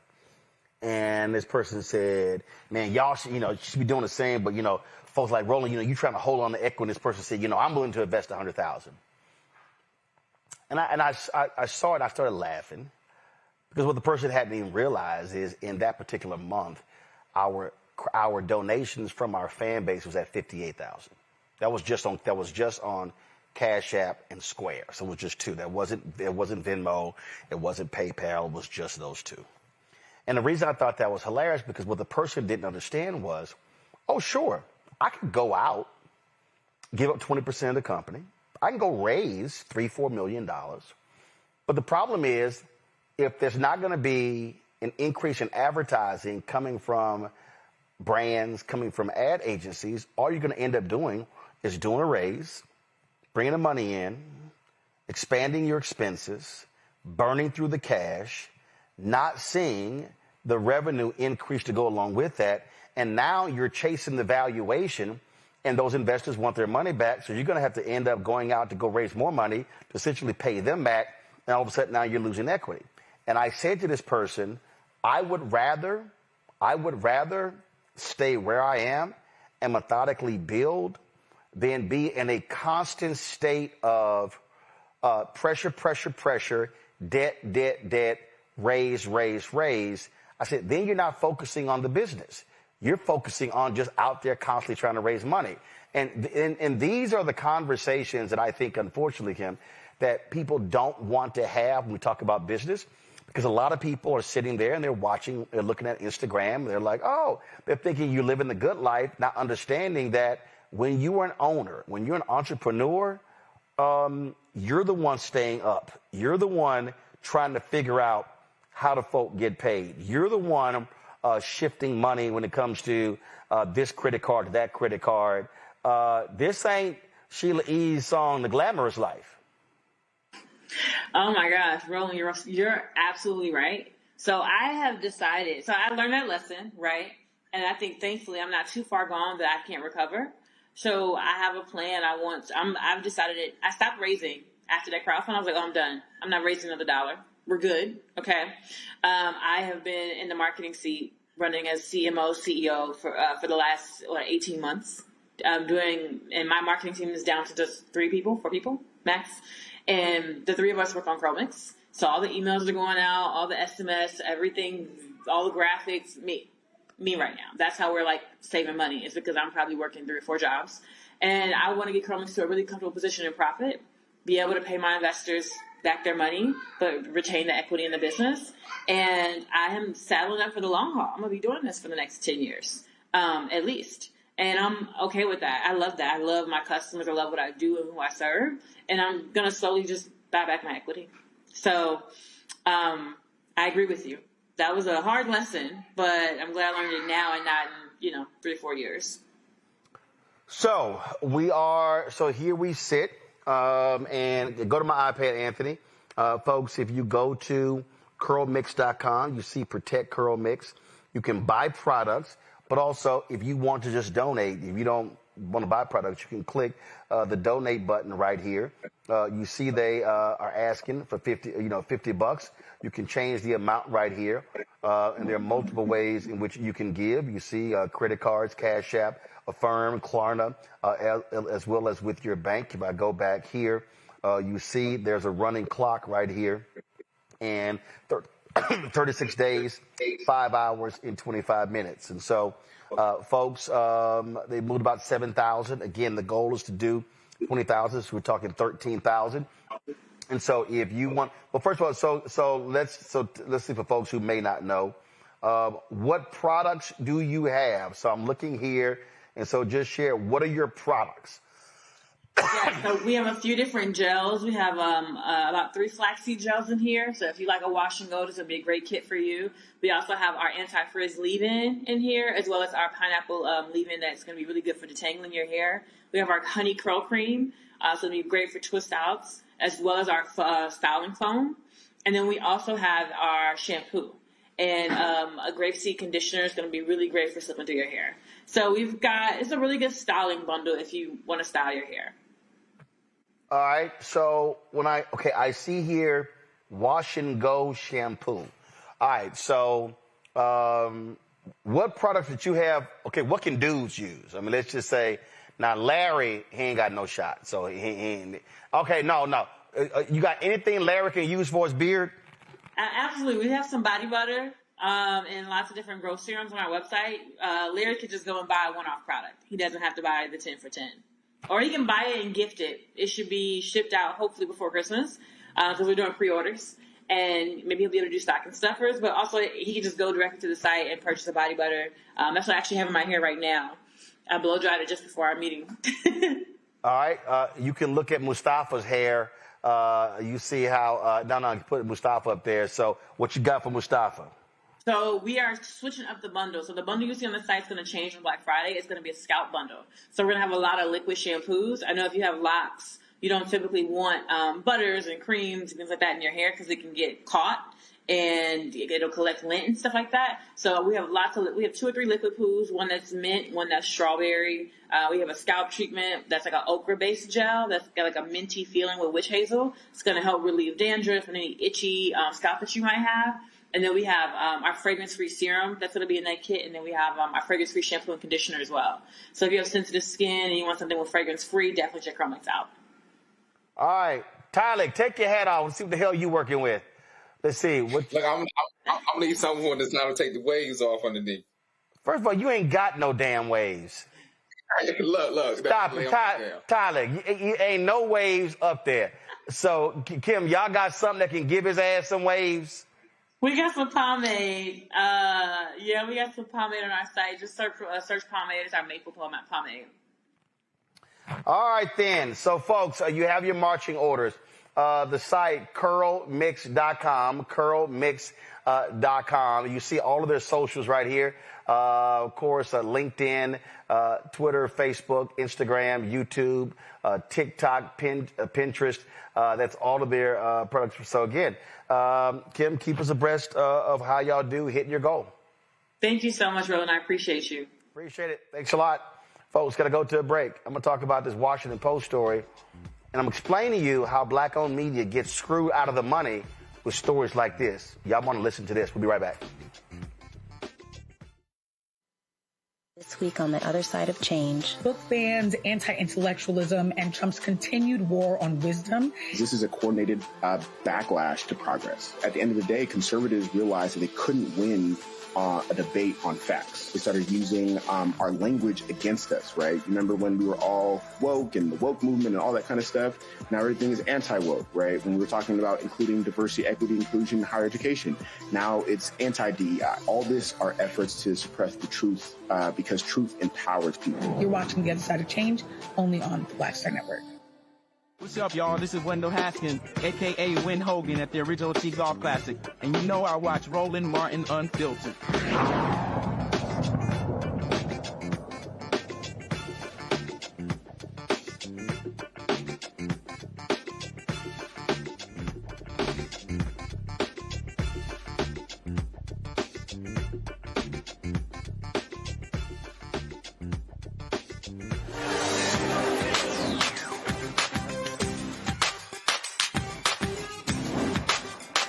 Being frozen out.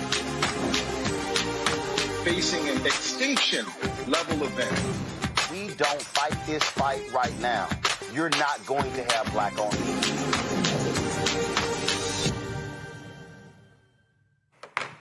All right, folks, on Monday, Jamal Simmons sent out an email regarding, it was a Substack column he wrote about a piece that was in the Washington Post. Now, after Jeff Bezos pulled the endorsement of Vice President Kamala Harris from the Post, I canceled my subscription, so I didn't see this story. But this is the story right here. I want y'all to check it out. So the story says how Democrats are building their own digital media army.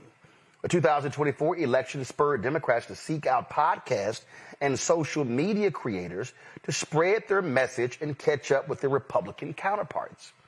Now, I sat there. Now, you see this graphic right here. And so you see they have the guys with Midas Touch, Brian Tyler Cohen. They got the 2 white women with a podcast in Oklahoma. And so, okay, so you go through this story, and it lays out in here what Donald Trump did. So then they go in here and they talked about how State Representative James Tallarico how he's been focusing on a lot of new media figures. And they mentioned, again, Brian Tyler Cohen and how Mark Kelly kicked off his campaign on there. Then, of course, they talked about Jennifer Welch, the I've Had It podcast, her and her co-host Angie Pump Sullivan, two white women from Oklahoma. They've got 1.4 million YouTube followers. And so all of a sudden, you see right here. So look at this right here. So they got Midas Touch, 5.58 million. Jennifer Welch, 1.43. Aaron Parnas on TikTok, 4.6. Brian Tyler Cohen, YouTube, 4.91. Heather Cox Richardson, 2.7 million. So you're sitting here, you're like, man, okay. All look the same, huh? Okay, so then all of a sudden you go into this article here. And then you see them talking about PragerU, which I told people about, and all these other different groups, the Federalist Society, Daily Wire, all these right-wingers I've told you about.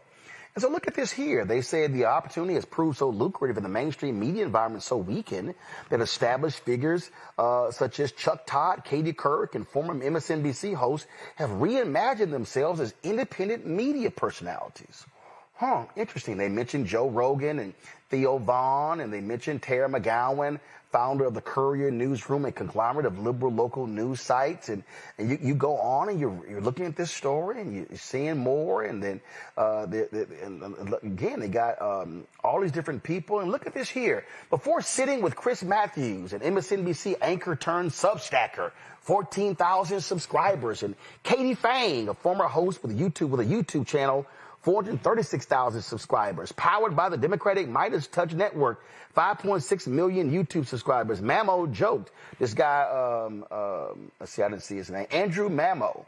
And so Mamo joked about all the funny back-to-back lineup of MSNBC refugees trying to build audiences on Substack. They go, Democratic operative Scott Dworkin, 236,000 Substack subscribers. And then they're sitting here just going on and on and on. And they're mentioning all of these different people. And you know, they've got this, that, and the other. And they've got, let's see, suspect Catherine Valentine, who oversees news and politics at the company. And then you keep reading this story, and you're like, oh, look at it. Todd, a former host of NBC News' Meet the Press, who now runs an independent podcast, said candidates seek him out rather than the other way around. He suspects his established media credibility offers validation in donor circles, even as he insists his YouTube audience makes him just as mainstream as any cable network. Okay. And so it goes on and on and on. Talk about ambitious Democrats and beat Pete Buttigieg appearing on this one particular show. And it goes on and on and on. And Kyle Tharp and all these other different people. And you just see, and you go on, you're reading it. And the article is done by Dylan Wells and Sarah Ellison. Y'all notice? No black people. It's interesting. None. Now, I found it interesting is that Dylan Wells follows me on Twitter. Yep. I don't know Sarah Ellison, but Wells does. Okay. So, that's interesting. And so, then I remembered seeing this other article. And I just want you, I'm going to connect the dots here, y'all. April 2nd, the New York Times did a big piece on Chuck Todd. And the whole piece was on Chuck Todd wants you to meet the pods. Go to it. Here we go. So he's interviewing Fetterman, and come on, go to you see this right here. And so you go up and you see this article is talking about after leaving the corporate home of Meet the Press, Mr. Todd is embarking on a career as a media entrepreneur. He has a podcast and a YouTube channel. He plans to hire other hosts for a podcast and video network focused on politics and culture. He also said he was working with an advisor from a major financial firm to build or acquire a company focused on community news. Let me see. The article was written by Benjamin Mullen. And it says, look at this here. That's right. Mr. Todd said he was adjusting to the realities of digital entrepreneurship and full-time podcasting. It's all this stuff. All this stuff. Oh, man, all this stuff. What Chuck Todd is doing. I mean, God, it's amazing. And again, I see all these stories in how Chuck Todd is being mentioned in all of these stories. And so, so the Washington Post and the big article in the New York Times. Go to my iPad. Y'all see this here? Chuck Todd's got 49,000. Let me go ahead and just click this button right here.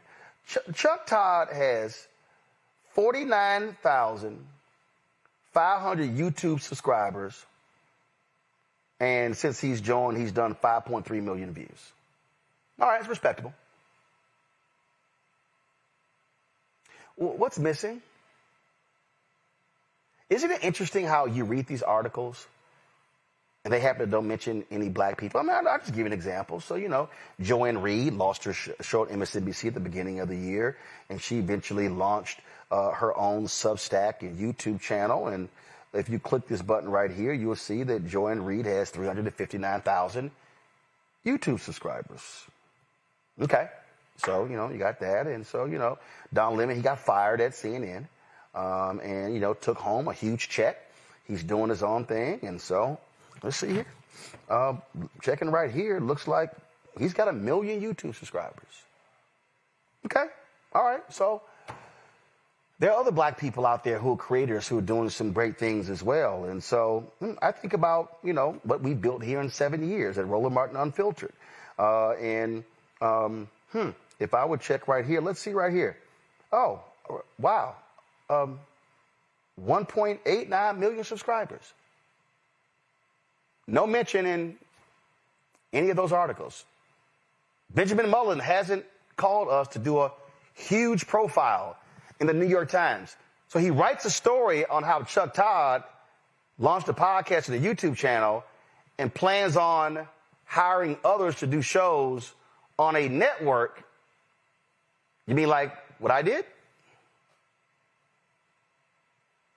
You mean like run the Greg Carr promo? You mean like this show?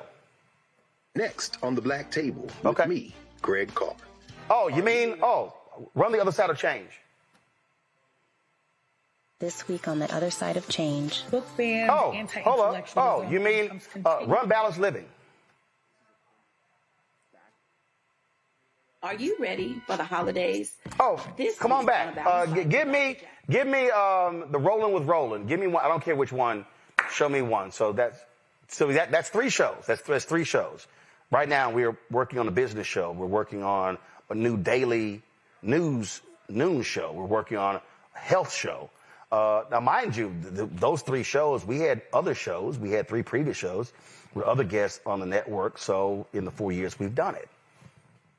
It's amazing how none of that gets mentioned in the Washington Post and the New York Times. So some of you may be saying, well, Roland, I mean, what, are you upset you're not getting attention?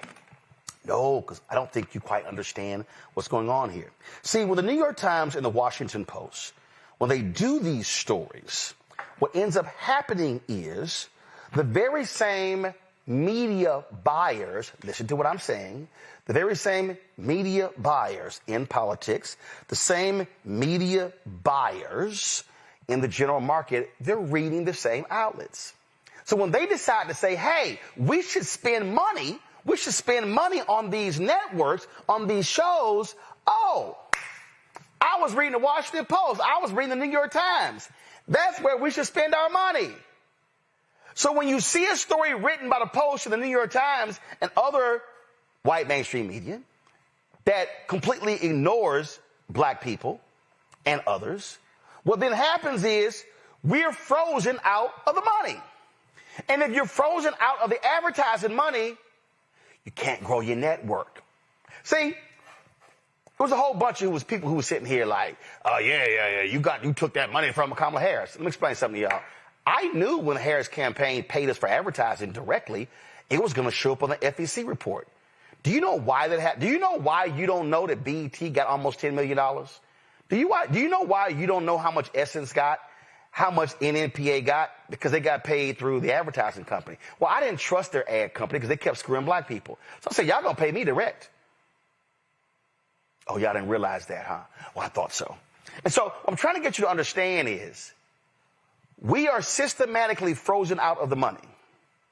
And then when we're frozen out of the conversation, we're also frozen out of the money. Y'all, next year's a midterm election. Do y'all know that probably on the small side, on the small side, $8 billion is going to be spent on these campaigns? How much you think black-owned media is going to get? It's going to be a massive election in North Carolina and Georgia. How much you think black radio stations, those small little black gospel stations, black newspapers, black digital outlets are going to get? Comcast's going to get paid. iHeart's going to get paid. Sinclair's going to get paid. Tegna's going to get paid. All these major media companies are going to get paid. Right now, all these Democratic operatives are lining up trying to figure out how they're going to place money on all these podcasts. Are they going to come here? No, we already know Republicans. Oh, yeah, some of y'all are saying, what about the Republicans? What about the Republicans? Why you always talking about Democrats? Well, because the Republicans ain't trying to spend money on black people. Oh, but actually they are, because you know what they do? The Republicans go to YouTube. That's why y'all know, y'all saw Republican commercials running on my YouTube channel before I went live. So what they did is they said, hey, YouTube, Google, we're going to do this big ad by, I want to buy ass time on all these black shows. See, y'all didn't realize how the game works. See, this is why I call these people out. This is why I call out the Washington Post and the New York Times, because they never include black people. And so when they're speaking to the wider audience, that's why we don't actually get the money. So when I'm talking about where's our money, and then a lot of y'all are sitting here saying, man, he always on the air begging. Well, guess what? If we got our fair share of advertising, I wouldn't have to ask for donations. We would easily be doing, the size that we are, we would easily be doing, $8 to $10 million a year. Easy. Easy. See, some of y'all are sitting here thinking I'm just, oh man, you just saying this. No, I'm arguing on behalf of black people. I'm arguing on behalf of us getting paid. I'm arguing on behalf of us not being frozen out of the money. And we are systematically frozen out of the advertising money, and it happens over and over and over and over again. And if y'all think I'm lying, I just pulled it up. This is the YouTube weekly top podcast for November 10th through the 16th. Joe Rogan, Midas Touch, okay, they progressive. Then let's see here. Sean Ryan, Kill Tony, Rot Mango, look, Tucker Carlson, Pat McAfee, Brian Tyler Cohen, he's progressive. Let's see, PDB podcast, right wing, Theo Vaughn, right wing. I've had it. They had 18, I got them. All right, cool. So you keep going. And, first time you get somebody black, Shannon Sharp and Ocho, Nightcap. Then you keep going. And let's see, who's the next? Look at Megyn Kelly at 31. Let's keep going. I'm looking for, we got the Bulwark, formerly Republicans. I'm still looking for some black people. Let's see here. 85. Hey, that's my man. That's DC Young Fly, all my guys, Chico Bean, all them. At 51, this right-winger, DeVory Dawkins at 52. Neil deGrasse Tyson, 54. Y'all notice you ain't seen no black-owned news. You ain't seen it. Oh, Joe Budden, he had 62. Entertainment, here we go. Look at this here. Who's at 69? Only black-owned media, only black-owned news show on here. Club Shay Shay at 72. All right, 5:20 in the morning. Jeff Teague, that's those guys. Jadakiss and Fat Joe, 75. Let me keep going. I'm going to keep going. I'm trying to see anybody black on here. That's it, y'all. So you mean to tell me they did, Washington Post did this big old story on these progressive, whatever you want to call it, because I ain't never identified as Democrat or Republican. And the only black news show is right there. And the New York Times has never in 7 years called us about a story. The Wall Street Journal has never called us to say, how in the hell did you build it? How in the hell do you have a 5,800 square foot studio 2 blocks from the White House and all the things that y'all doing? Y'all, when we get ignored in these stories, that's how we also get ignored from the money. I'll go to my panel. Mustafa, you know how this game works. You've been in the environmental game. You understand the billions the environmental lobby spends on media. And you've been fighting those folks saying, y'all gonna cut black folks in?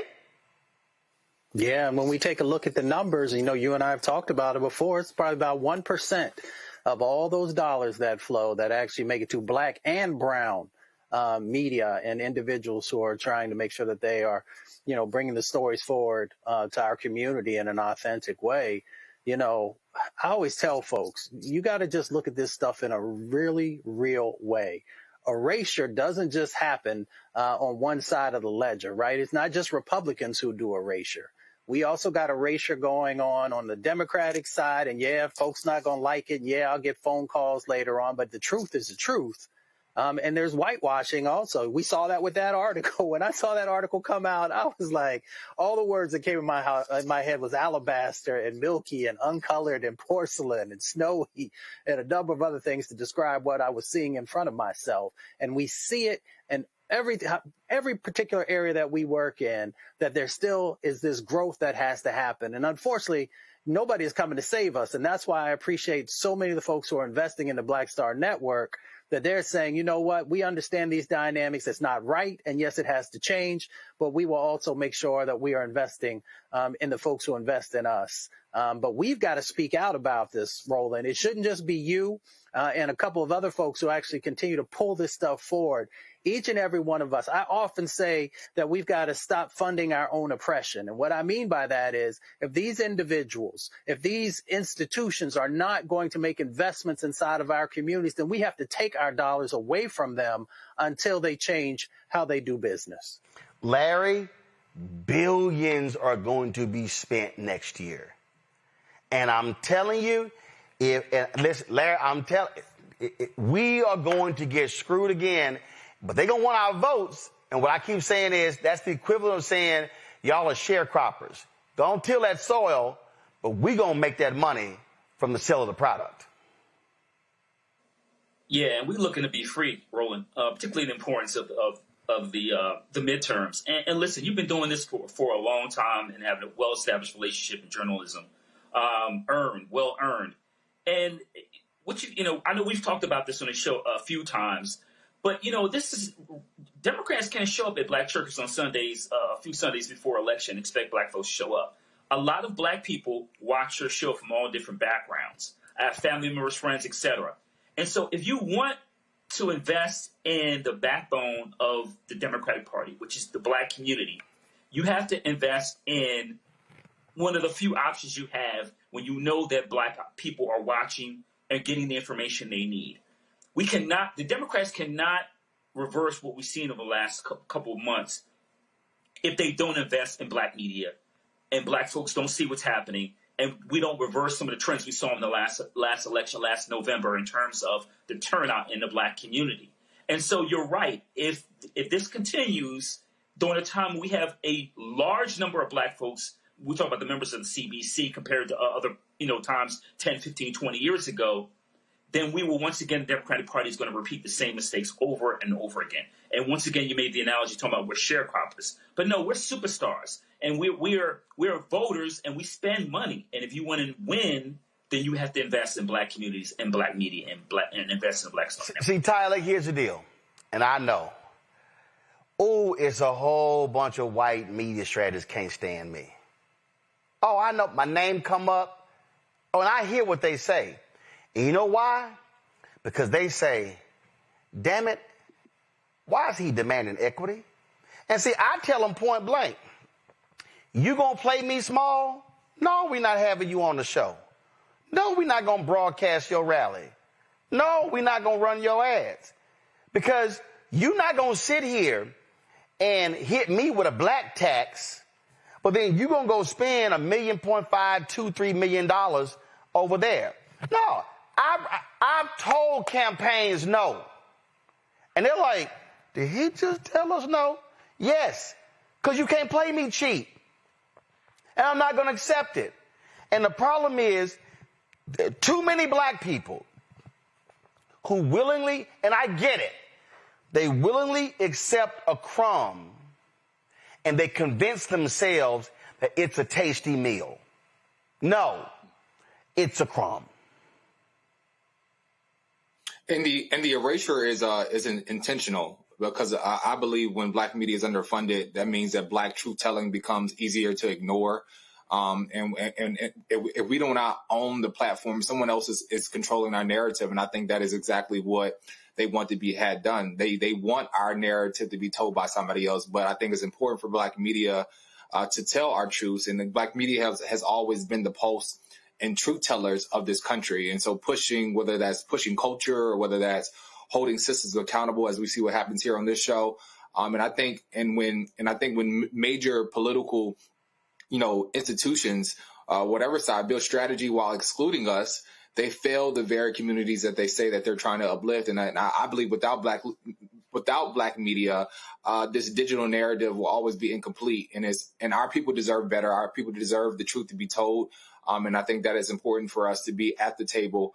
And like I said, not accepting crumbs, but knowing that we deserve the whole damn meal and not just the piece of bread that's being passed around. Man, I done told these folk point blank, you play me small, I ain't even getting out of bed for that small change. That's not about being arrogant. I'm telling you. And so this Washington Post story, that's also what happens when you fire all the black people. When you run all of them off. That you would have a whiteout in that kind of story. And I talked about it on Twitter, and I tagged the writers in it so they know exactly how I feel.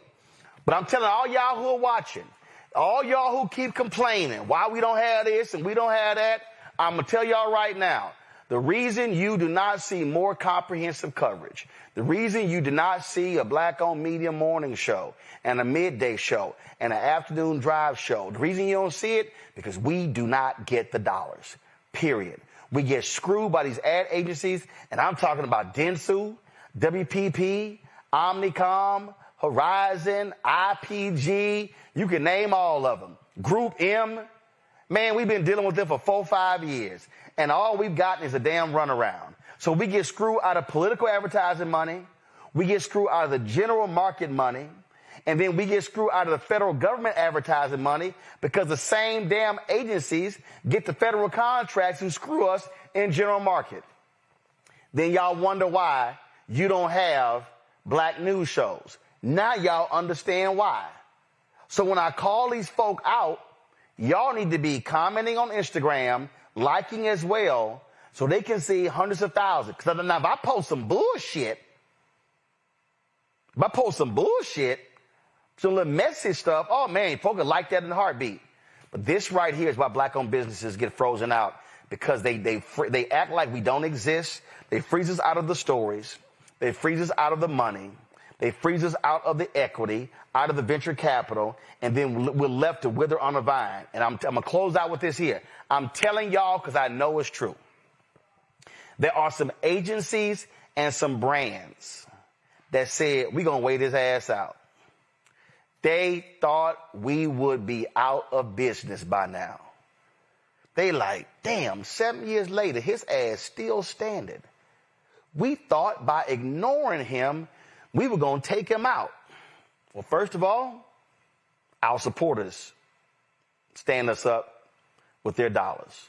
2, I know how to manage money.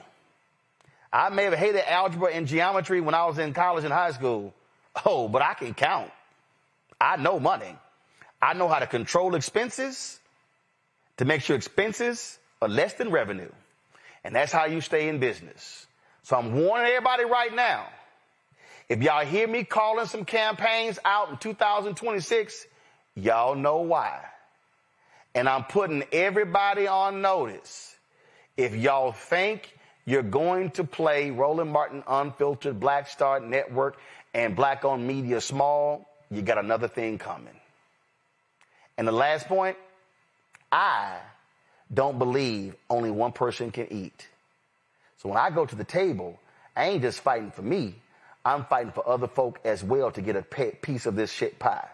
Because again, a piece of a pie ain't the same as a damn crumb. We come back, our Shop Black Star Network business owner with some toys focusing on STEM. Back in a moment. If in this country right now, you have people get up in the morning and the only thing they can think about is how many people they can hurt, and they got the power, that's the time for mourning. For better or worse, what makes America special, it's that legal system that's supposed to protect minorities from the tyranny of the majority. We are at a point of a moral emergency.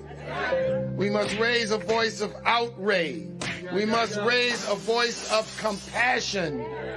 And we must raise a voice of unity. We are not in a crisis of party versus party. We are in a crisis of civilization, a human rights crisis, and a crisis of democracy itself.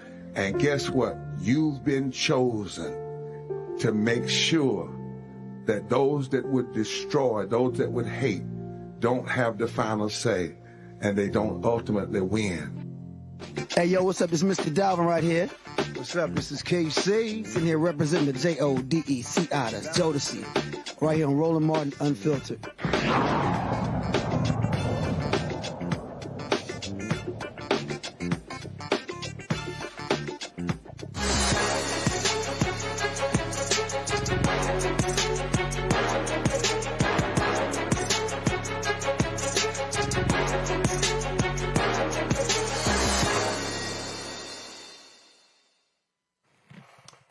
Folks, Black Friday is happening this Friday, and of course, a lot of people are going to be focused on shopping. Y'all know y'all are. Now, even though we were trying to tell y'all, don't go to Target, but we know what's going to be happening. Folks are going to be out there. And actually, with that the case, I want to remind y'all, right here on Roland Martin Unfiltered on Thursday and Friday, y'all, we got a special for you. So we have our segment here. This is our Shop Black Star Network segment. So what we've done is we put together all of the segments, going to be including this one here. All of these segments we put together for a massive broadcast on Friday. And so we're going to air all of these. So if you look at all these products to my left, we're going to have all of these interviews that we've done with all of these owners. And so you're going to be able to hear their stories about their particular products. And the one we have today is a toy company. That's right. If you got kids who love science, math, and the arts, Terry Nichelle Bradley has created the Brown Toy Box, a child-centered, STEAM-inspired toy collection that celebrates learning. Her goal is to make STEAM-based educational experiences accessible to all children and their parents. Bradley joins us right now. All right, glad to have you here. So, all right, let me go on over here, and let's see what we got right here. So, is this called the Didisi Crew? I can't hear you. There we go. Now I can hear you. Go ahead. Oh, you can hear me now? Now I hear you. Okay. It's Didisi. Didisi means curious in Swahili, and we say we're always trying to cultivate curiosity for our children. Black folks love having Swahili names. I'm just messing with you. And we love it. All right. So, Didisi. Okay. So, right here, so on the back here, it says, meet the Didisi crew. So are these all different characters? Yeah, so we represent, that line that you're looking at represents 14 different STEAM themes. Alex and Ava, Amara, Dre, Everett, Haley, Jalen, Justin, Kenny, Michaela, my niece named Michaela, Maya, Oscar, Sebastian, my middle name, that's a great name, Sky, Willow, and Zoe. Yes, Zoe. So they all represent different STEAM themes, various interests, because what we say is you never know what's going to cultivate or capture a kid's imagination, right? So we want to expose them to all those different themes that each of those characters represent. So I was just talking about money, and so this here says investing in finance. We see we got some money in here. a market, a calculator, and a safe. Yeah, so in that kit, that's the Kinney Finance and Investing Kit. So in that kit, they've got a chore chart. We want kids to really actually understand and respect money, right? So they need to understand how you earn money, how you save money, how you invest money, and how you share, right? And right. So that's being charitable, right? So really understanding money, but making it really, really fun, right? So that's the point for all of our STEAM kits, our puzzles, our games. It's really about making learning really accessible, representative, and fun. All right, I got aviation. Yes. Yeah, so that's Sky. So you'll notice with each of our kits, they come from a different part of the Black diaspora, right? So Sky she represents Brazil, and she represents aviation. And so they're building a tower in there. They've got little planes in there that they put together. So what we like to do is make sure everything is equal parts learning, equal parts fun. So in that kit, there's always like a DIY activity where they're putting something together. All right, hold up. Using acronyms. What's DIY? Oh, do it yourself. There we go. Self-activity. Okay. So they'll put something together, but then they actually get to play with it because we want it to be really valuable to the parents. There's a book in each of those STEAM kits with activities, but then they also get introduced to Black trailblazers in those specific STEAM themes. So we try to make it, again, a lot of learning and a lot of fun. Museum arts is the next one. Tell me about this one. So that is Michaela. So that kid is actually named after my daughter. And that one is really fun because the kids all get a canvas, they get frames, they get to curate their own art exhibit. So they can either do stickers or paint, and they can make their own, create their own canvases, and they have adhesives to the wall. And so it's so funny. One of the parents that bought that particular STEAM kit told me that not only did her daughter do all of the different canvases, but then she sold her pieces to her, so she made some money. So I was like, well, I love that because she's learning entrepreneurship. So I love that she created her own art, and then she let them come to her art exhibit, and she sold the pieces. So I love that story. All right, we got astronomy here. Yep, that's Dre. So Dre, what I love about the characters too is we were so intentional about not only the theme and where they come from. Dre is from Ocho Rios, Jamaica, right? But also what they look like. I wanted Black children to be able to walk into a store or go onto our site and see characters that look like them. So one of my favorite things is that parents will say, oh, I wish I had this when I was a kid, right? And that's really where this whole thing came from is, I was a little Black girl raised in St. Paul, Minnesota in the 70s, right? There wasn't a whole lot of representation, but my mother made sure that we had things that look like us. So if it was an Ebony magazine up on the wall or a Barbie that she colored brown, she made sure we could see ourselves. So Dre represents astronomy. So they put together a telescope. They've got a glow-in-the-dark constellations for their wall. It's just a really, really fun kit. Questions from the panel. Tyler, you're first. Yeah, I love how you talked about your childhood experience being the vision behind this right here. I'm just curious, when did you realize that this just wasn't a business idea, but really a cultural intervention for children to be able to really tap into the STEAM and also, the historical concepts behind this?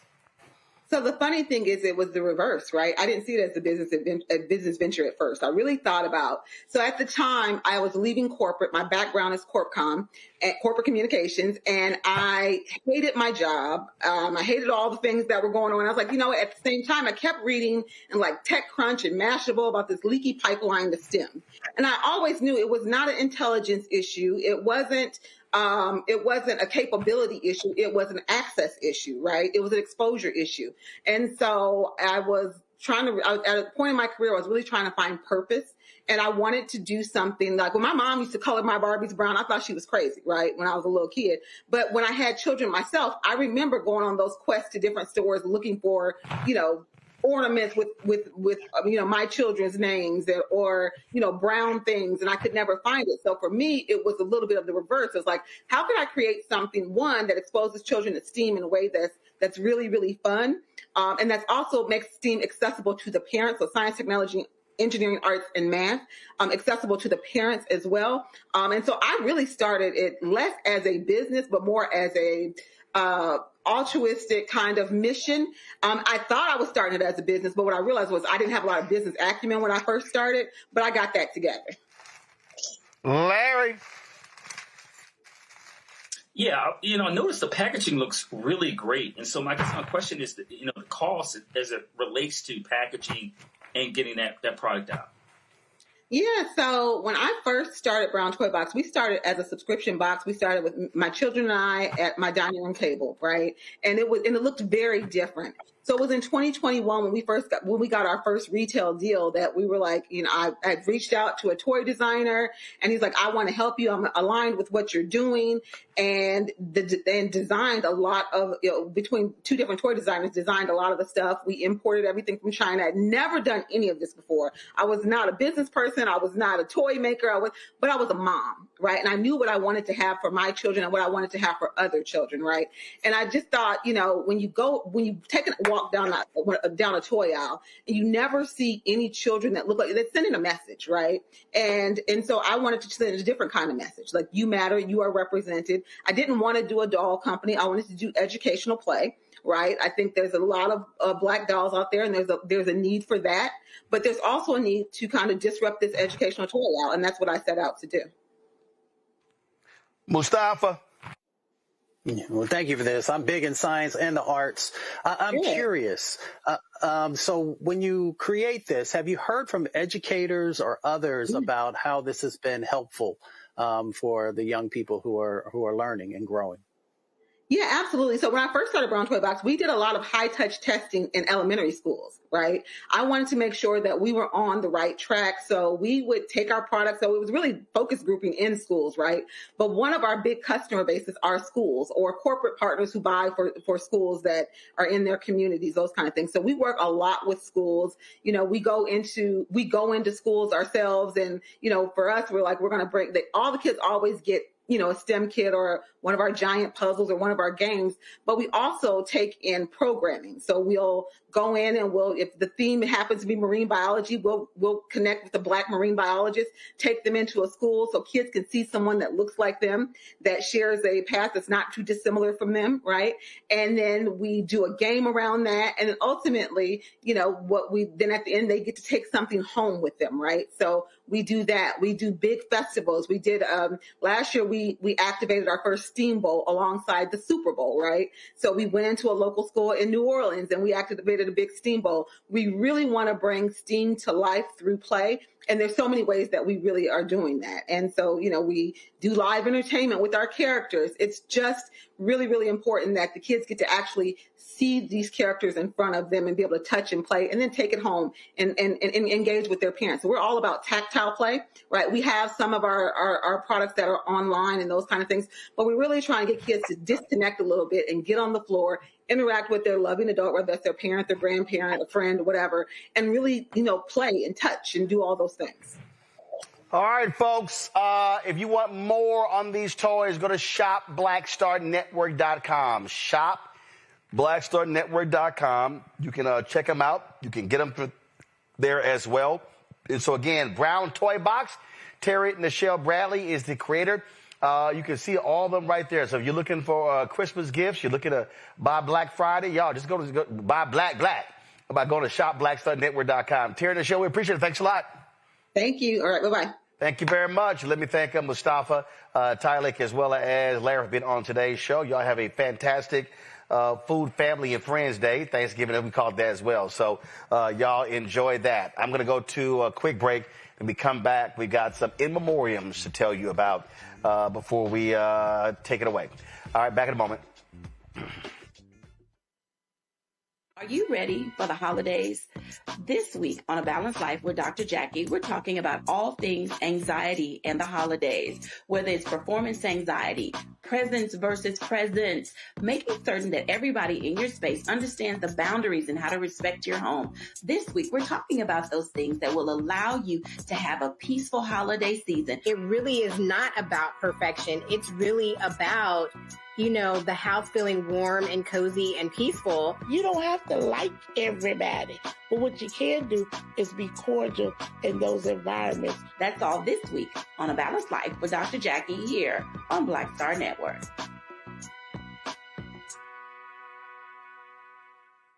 Hey, yo, what's up? This is Mr. Dalvin right here. What's up? This is KC, sitting here representing the JODECI, that's Jodeci, right here on Roland Martin Unfiltered.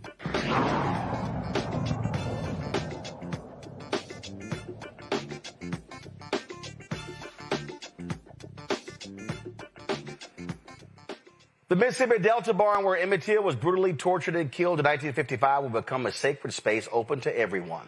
The Emmett Till Interpretive Center has officially purchased the barn thanks to a $1.5 million donation from TV producer Shonda Rhimes.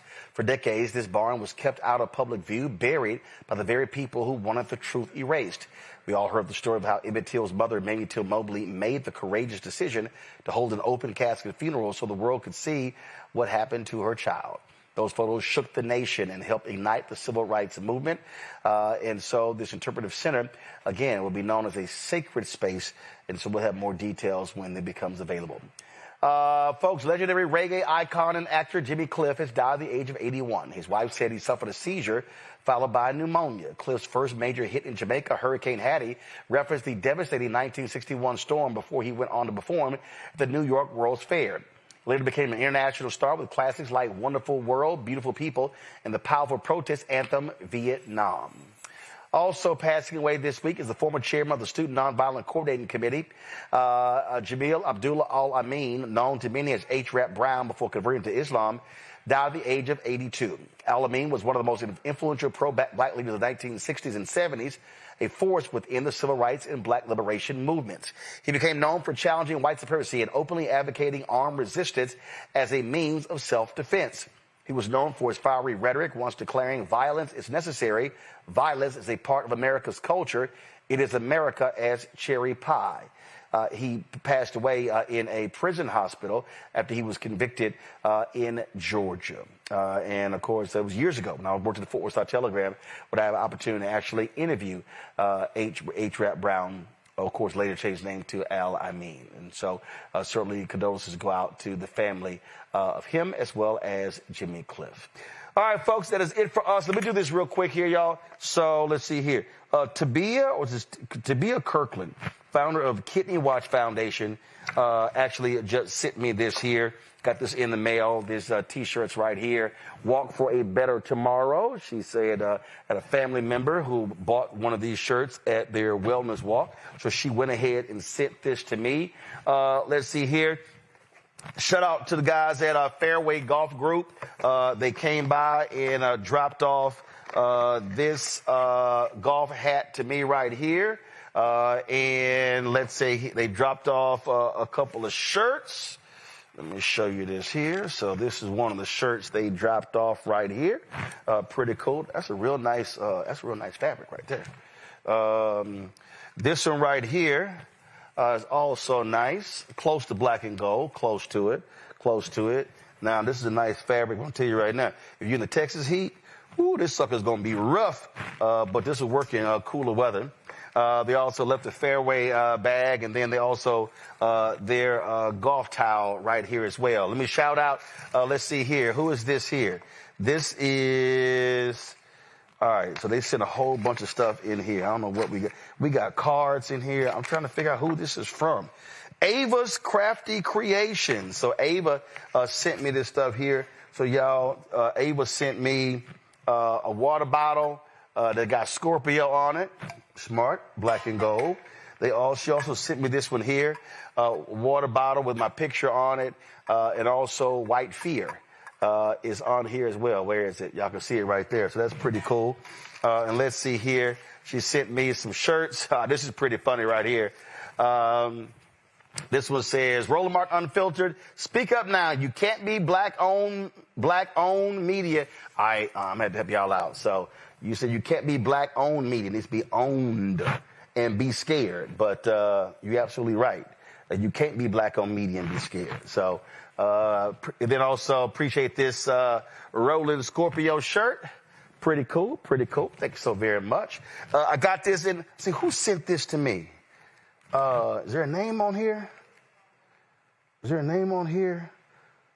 Dion Campbell. Dion, thanks. Dion sent me this shirt right here. I'm rooting for every HBCU. All right, Dion, that's pretty cool. Okay, so this came in the mail yesterday. This is Cassandra Miller from Buggy's Boutique. She sent me her alma mater is Kentucky State, 1886. And so she sent me this. And she said, we are the small HBCU on the hill. Please wear this sweater with extreme pride. forward me a photo with wearing it. So this is the sweater she sent right here. So I appreciate it. It looks great. Cassandra, here's the problem. I only wear HBCU gear on the show of an HBCU I've been to. I've spoken at a broadcast from. So Kentucky State, y'all need to invite me to your campus for me to rock the gear. So again, I appreciate it. It looks great. That's a Norfolk colors as well, plus Wilberforce. So I appreciate that. So yeah, Cassandra, tell Kentucky State, invite a brother, and then I'll definitely rock the gear. But I appreciate that. I'm gonna add that to my other HBCU stuff. Oh, the shirt I'm wearing right here. Hold on one second. Christy Riggs, she made this for me. Christy Riggs made this for me and sent it to me. And so she wanted me to wear a Howard University shirt, but she knew it's probably got a better chance of me wearing black and gold. And so I was playing the golf tournament at Howard's homecoming, and she had to deliver it to the Langston Golf Course. So, Christy, I appreciate you making this black and gold Howard sweater for me. Folks, that is it for us. We're going to have a best of show tomorrow. Y'all are going to enjoy this. The best roast on the show. Oh, my God. I'm talking about, y'all know I lit some folks up on this show. Lord, I lit them up. So, you know, Philip from Indianapolis? Yeah, he made the cut. Remember that crazy-ass Mark, Black Lives Matter from Rhode Island and where he's from? Yeah, he made the cut. So we putting that show together. Y'all going to enjoy it. Thursday or Friday, I can't remember which day we're going to run it. So Black Friday is, of course, people are going to be shopping. Some people should be staying at home. We want y'all to buy black. Okay, so what we've done is all these black-owned companies you see right here, the toys and all to my left here, all of these people on Shop Black Star Network, all these black-owned businesses, we're going to have a 5-hour show. We put all these shows together so you can be able to buy on shopblackstarnetwork.com. You can see the shows as well. We're going to be streaming it all throughout the day. So y'all check it out. Black Friday, Buy Black. We're going to be featuring Shop Black Star Network businesses on this special. You don't want to miss it. So it's going to be pretty cool. All y'all people on YouTube, y'all should be hitting the like button. So I'm traveling to Texas, looking forward to seeing my family. Y'all enjoy your friends and family. Have an absolutely great one. Texas A&M plays Texas on Friday, 7:30 p.m. Eastern. We're going to spank that ass. Just letting you know, Matt Manning. So looking forward to that. And so, again, folks, I appreciate it. Again, I'm so thankful for our audience, people who watch this show, who support this show. We are consistently in YouTube's top 100 shows. And so that's because of this audience. And so, man, folk do an amazing job. So, hey, we want y'all to keep supporting what we do. If you want to help us get to our $1 million goal, I told y'all, these advertisers, folks, but they ain't spending the money they should be spending. And we are planning to launch a daily noon news show in January. We're working on launching a weekly health show, a weekly business show. That takes money. You got staff, you got personnel, you got hosts, all that good stuff. So if you want to support the work that we do, please join our Bring the Funk fan club. If you want to contribute via Cash App, use the Stripe QR code. You see it right here, bottom left-hand corner. As for credit cards as well, PayPal's R Martin Unfiltered, Venmo's RM Unfiltered, Zelle, Roland at RolandSMartin.com, Roland at RolandMartinUnfiltered.com. Check some money order, make it payable to Roland Martin Unfiltered, P.O. Box 57196, Washington, D.C., 20037-0196. Download the Black Star Network app, Apple phone, Android phone, Apple TV, Android TV, Roku, Amazon Fire TV, Xbox One, Samsung Smart TV. Be sure to get a copy of my book, White Fear, How the Browning of America is Making White Folks Lose Their Minds. Available at bookstores nationwide. Get it online. Get the audio version I read on Audible. Also, you want to get our Roland Martin Unfiltered Black Star Network swag, go to shopblackstarnetwork.com. It's all there. Or again, support our black-owned products at shopblackstarnetwork.com. And, of course, download the app Fanbase. If you want to invest, simply go to startengine.com/fanbase, startengine.com/fanbase. Monday, I will see you live from Atlanta, Global Hope Forum. We're there Monday and Tuesday. Wednesday, I will be in New York for the Route 100. I was voted on the list this year. And then Thursday and Friday, we broadcast live from Montgomery, Alabama for the 7th anniversary of the Montgomery bus boycott. So a lot going on next week. Folks, y'all have a fabulous, fabulous holiday. Be safe. Have lots of fun. Dance. Enjoy yourself. Keep it real. Keep it black. And keep it unfiltered. I'll see y'all on Monday. Holla!